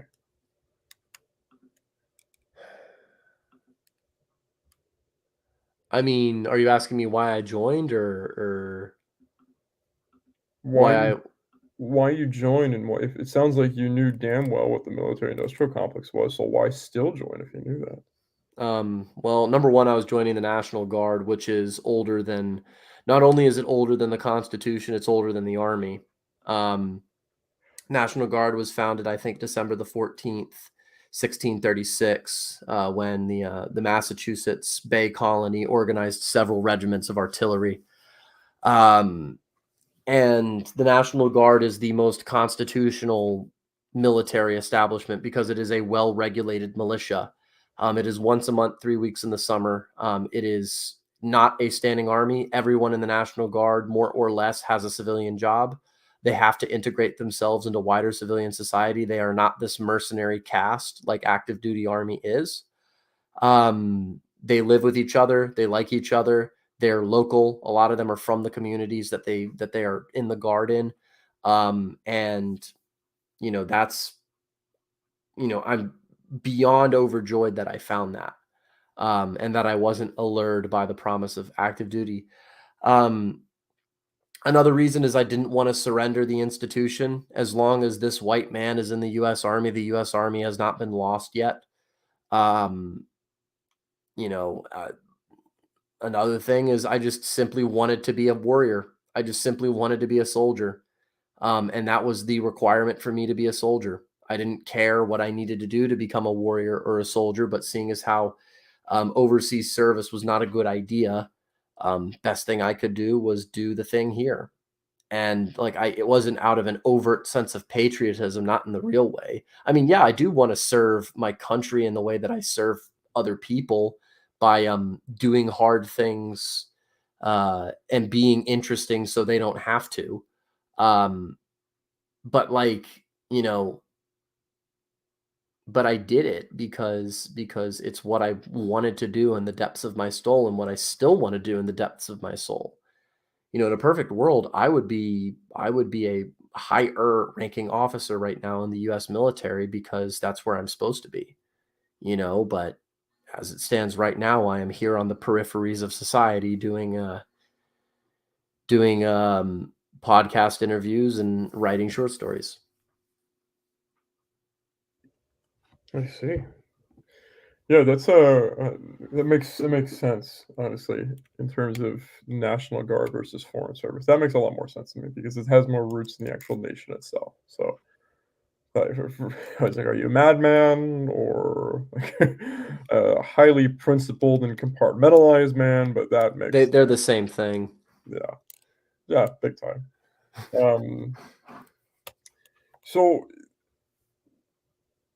I mean, I have to ask in terms. I mean, we can get into your actual plans off the air, but if you're trying to basically you're doing um, the presidential route in terms of I'm going to conquer a state as a governor and then go for the leadership. But in terms of canon, finishing with Virginia, do you feel you know the nation and all its nooks and crannies well enough to attempt such a thing? I mean, no. Okay. No one, but the thing is it's like you never do. Mm, Like, you know, it's the best thing that you can get is like good enough, you know, and the good enough that no one can ever out good enough is what gets remembered as the thing that defines the whole genre. Some people have attempted to mythologize America.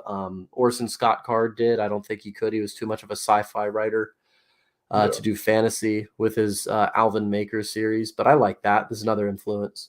Um, I mean, I think that the time is right, the era is right. I think I am the right writer should my life experiences continue to be conducive, and I get the ability to write these things out, and the freedom, especially in terms of leisure time and the motivation. Like, I think it's possible, but it's not going to be the last thing I ever write in this mythos. To be honest, I don't really care to write anything that's like a serious professional work in terms of fiction, or really nonfiction outside of this mythos beyond like one-off Substack articles. Um, like I write because I want to like bring about this grand thing that I think will please God, and and bring about like changes that I want to see, and will could maybe even serve as part of the basis of a new American culture. Um, but I mean, man, it's like I gotta sit down and write it out first, and but I think I know enough of America, at least enough of the broad strokes of what the various regions are known for, to have a sort of different representative in um in what I just simply call it the epic, because that's what it's going to be. It's what it started as, and I think it's what it's going to be. I know the kind of plot for that, how it's going to go. But I'm going to, take that and have all the various people in various regions of the United States, and see if I can make a thing that is claiming from the outset to be the American mythology. And if it sticks, okay, I did it. I did good enough to stick. Even if I could have done better, I did good enough for it to achieve my goals. And if it didn't, well, didn't try hard enough. I gave it my best shot. Trying again probably wouldn't be worth it. So, yeah. I think that's the only way you can go about it. If I were a betting man, which I'm not, but if I were, I'd certainly say you're shooing for Virginia. If you continue the way you've displayed, plain and simple. America, best of luck, man. Well, I'll try my best. I mean, to be honest, if it's in between me writing this great mythology and me having a chance to do a part to save the country, I will take the latter every single time. I already know what's going to be on my tombstone, by the way. I don't, doesn't matter what I achieve in this life or what I do. When I die, the only thing that's going to be on my tombstone, other than it's going to be a cross. I'm not going to have a Bible verse on it or anything like that, other than like my name and the dates I lived. The only thing that's going to be on my tombstone is PFC U.S. Army, because I consider that my greatest life accomplishment. Like other than you know, other than other than having a family, it's probably going to be my greatest life accomplishment. I think there's a place for the writer who is just a writer, in the sense that, I told you the other piece. No, I didn't tell you this, but I told you that I wrote, or rather, I recited the foreword by T.R. Hudson for that writer's workshop that we did. The other thing I read rather, is Hemingway's Nobel Prize acceptance speech from 1954.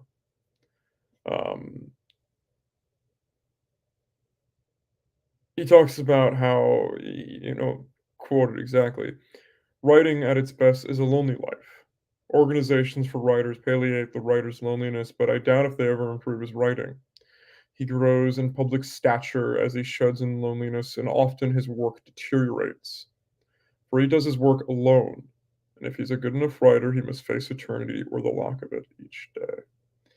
I think it's a possibility that when he said that, a big part of his mind was speaking about Fitzgerald.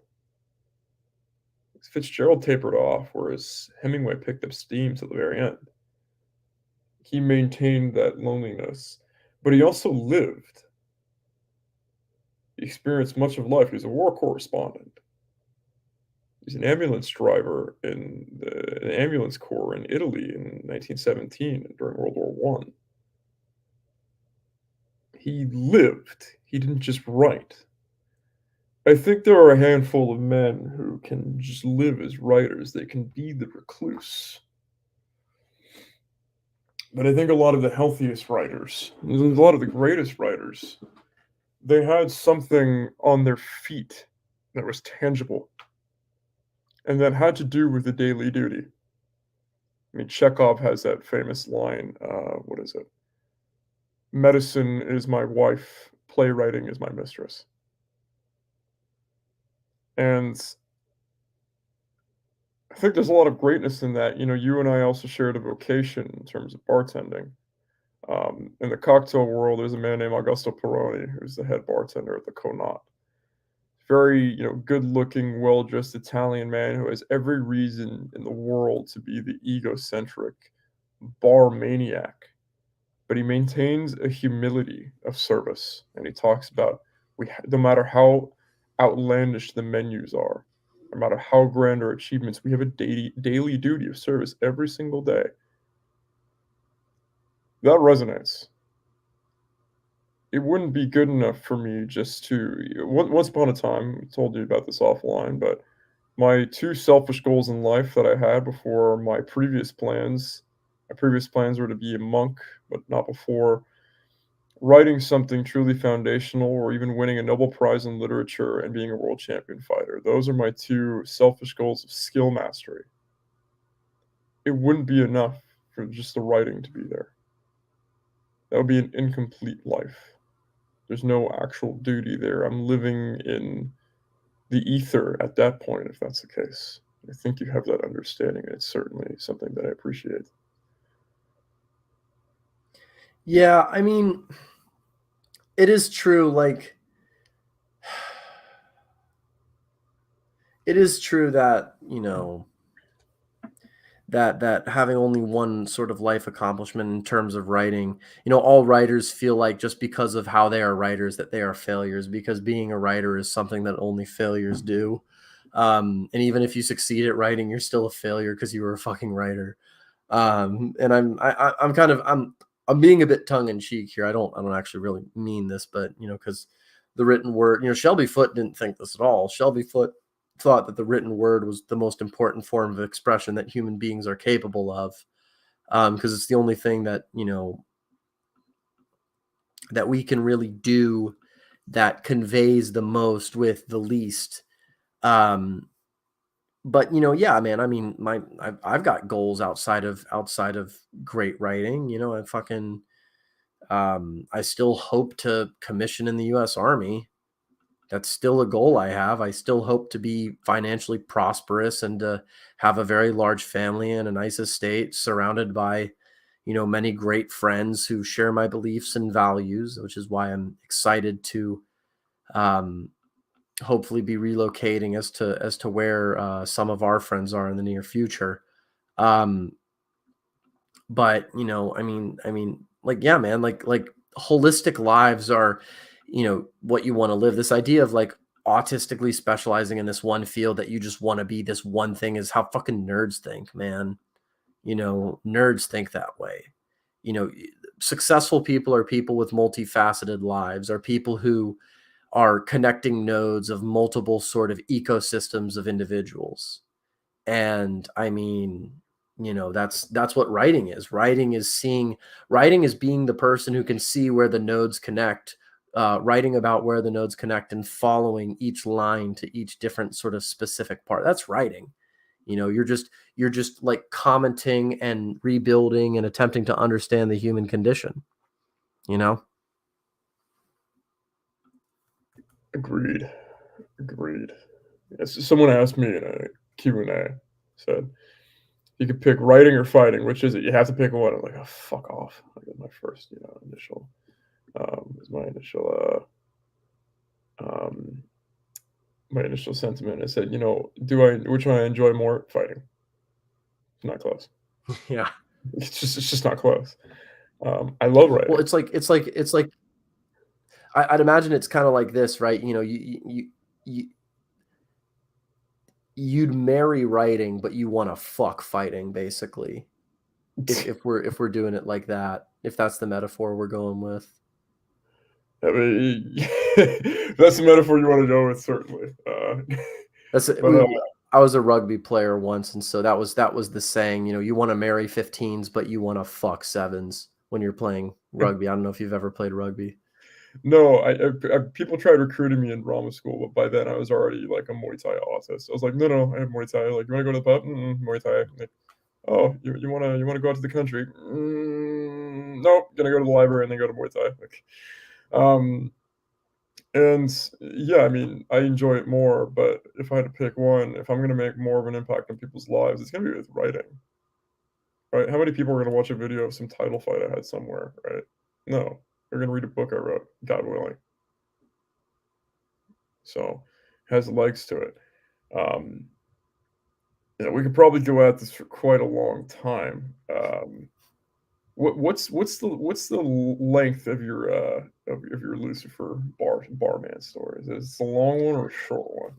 I mean, it's a shorter one. I mean, if you want me to tell it, we could end on that. Please. Yeah, so I was bartending in a spot in Arlington, which is the part of Virginia that used to be Washington D.C., just right across the Potomac. So the ecosystem's the exact same. Um, and it was my last night actually working at this bar, and I had just started talking to my now wife at the time, and and I was finishing it up because I was moving down to where I am now to start another job, and that was the job I ended up getting fired from in January. Um, but at that time, it seemed like it was all up in front of me, and everything was going well, and all of that. Um, and so I was watching the second floor bar, which is this place had a couple of floors, but I was watching the second floor bar, which is kind of this chill sort of lounge.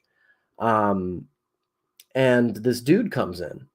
He's a light skinned black dude, but like kind of off looking. He later said he was Brazilian, and that kind of makes sense because he didn't look like the kind of black dude you see in the United States, even in southern cities. Um, Sat at the bar, very clean cut, very well dressed, wearing some sort of like sweater or whatever, and orders a Moscow Mule. And so I make him a Moscow Mule, and he's trying to offer to buy me a whole bunch of shots and like food or anything like that. And the first, that bar had a policy, you can't do anything, and personally I was a dude who would stick by the rules. But it was my last night working there, so I'm like, screw it. So I took one shot with him that he would buy for me. And I didn't realize until after that shot who he was, but the name just started blaring in my head. Um, he had this really devilish smile, you know, um, just this unnerving sort of like unnatural charm that you felt. And I did not like it one bit. And so I would give him his Moscow mules, and he would tip them back, and like within 2 gulps they would be gone. This is like a fucking mason jar. Um, and he would ask me all these sort of interesting questions, and I felt compelled to lie to him. He said, "Oh, what are you doing?" I told him, "Yeah, it's my last night here." He's like, "Oh, what are you doing here?" And I said I was moving down to Charlotte to do a finance job. That was total bullshit. I was moving elsewhere. And he said, "Oh, Charlotte's a nice town. You could make a lot of money there." And he emphasized it as though he knew exactly what I was doing, and that I was lying and all that other stuff. Um, but I kind of stick to the other end of the bar, only check on him every so often when I need to.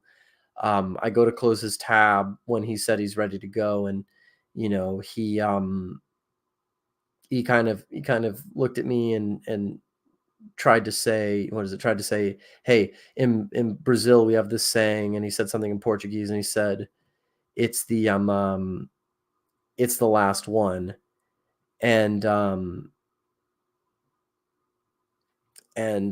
responded with "No, thank you," and he kind of looked at me, and as it's kind of like a look like, all right, I'm gonna leave you alone for now, but left me a $60 tip on the tab, handed me, but like, and that was on top of, he wrapped up 5 $20 bills in the receipt, handed it to me, and said, "This is for you." And you're not supposed to keep tips. You're supposed to put them in the tip jar, and they get divvied up amongst the bartenders based on hours worked and stuff like that. But I shoved them in my pocket. And they physically burned me when I put them in my pocket. Um, so I pulled them out and threw them in that jar, and fucking didn't touch them for the rest of the night.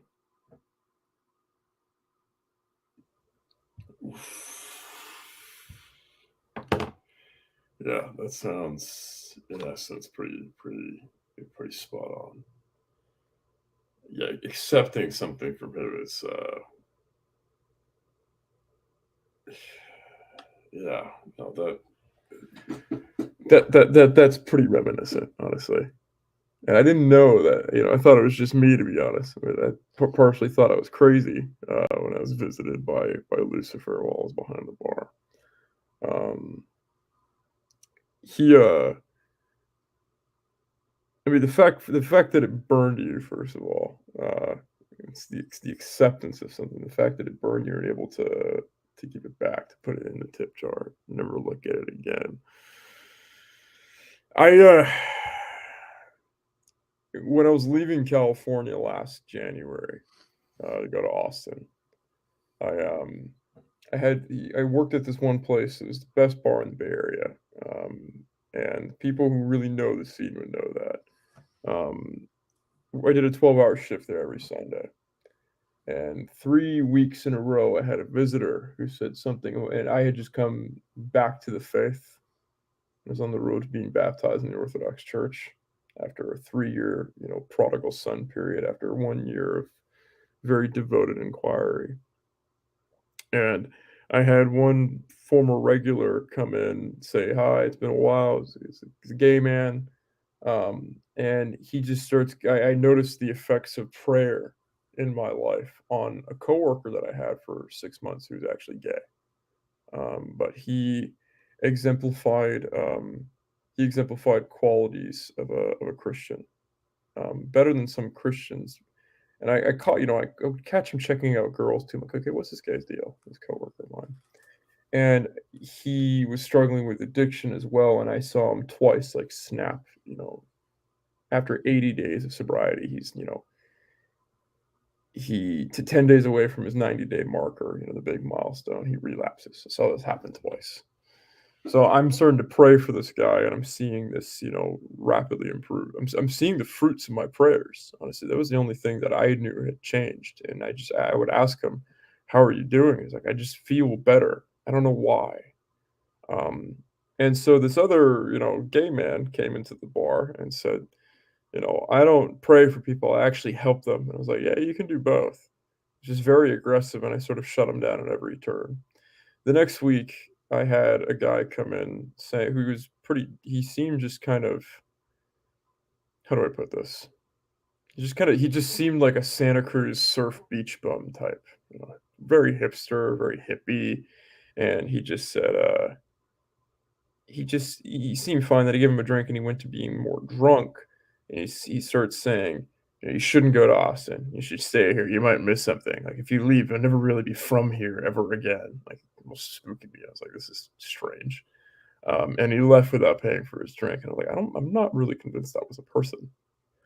And then the final one, about a week later, uh, a skinny, bald gay man with a wide brimmed hat walks in, boots, wiry, crow's feet on his eyes. And he comes and he sees me bartend. He's like, "Oh my goodness, you can bartend. Like, you're one of the best bartenders I've ever seen." I'm like, "Yeah, thanks, man. Um, what can I get for you?"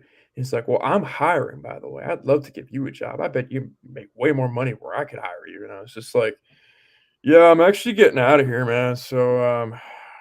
I was like, "Oh, where are you headed?" "Austin." I was like, "Oh, I got contacts in Austin. I can get you a job there, stat." And I was like, "I don't know about all this." And I was like, "So, yeah, do you want a drink?" Like, this is a dealer's choice cocktail bar. And I said, "Do you want a drink? Like, can I make you something off the menu, something on the menu?"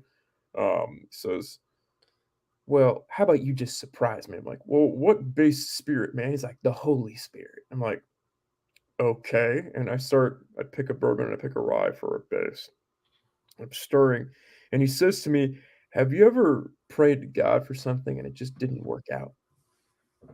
And I said, "Yeah, actually." And his eyes widened as if he had me cornered.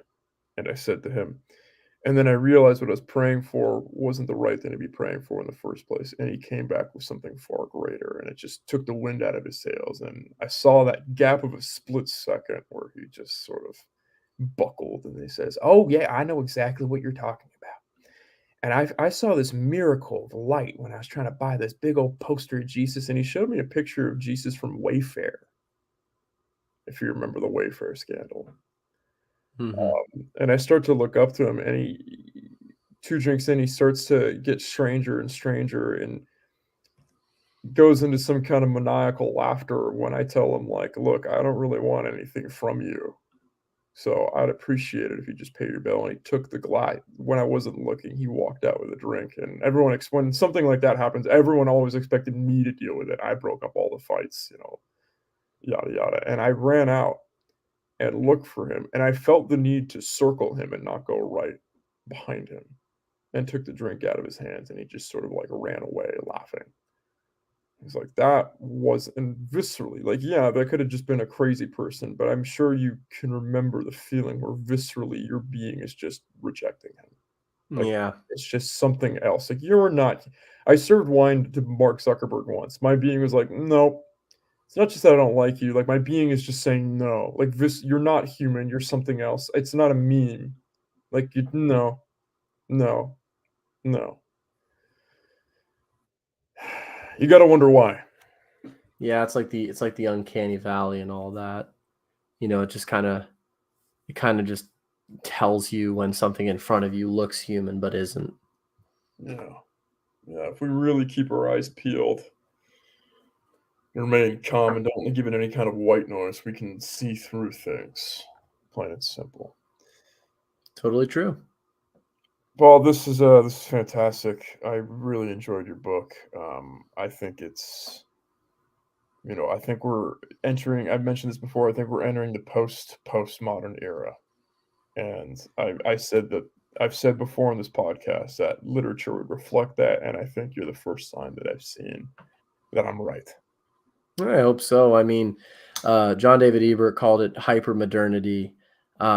Personally, I think I like new medievalism. I want us to leave modernity and go back to what came before, which is medievalism. But I really appreciate that you had me on, Mr. Dane, and I'm happy to come back whenever you're willing to have me. I certainly will, and I'm very much looking forward to it. I have your links in the bio. So follow them on Twitter. Substack as well. So I'll link the Substack. Your Gumroad to purchase a copy of Country Squire's Notebook. I highly recommend everyone listening does. And I'm hoping that physical book comes out soon. Yeah, on that note, before we dip out, I did just submit the master text to Antelope Hill. And I asked them if they would be interested in the exclusive rights of publishing it. And so I can't promise anything yet. My conditions were they keep the cover art, they keep the forward by T.R. Hudson, and they re-edit the work and republish it in a new edition. And if they meet those three conditions, there will be a physical copy of A Country Squire's Notebook that you will be able to purchase on Antelope Hill, should they be interested in publishing me and should they meet the conditions I set forth. So there's that to look out for. Excellent. I'm very much looking forward to that. Paul, thank you so much. And to the listeners, as always, good night, good storms. God bless. Thank you. God bless.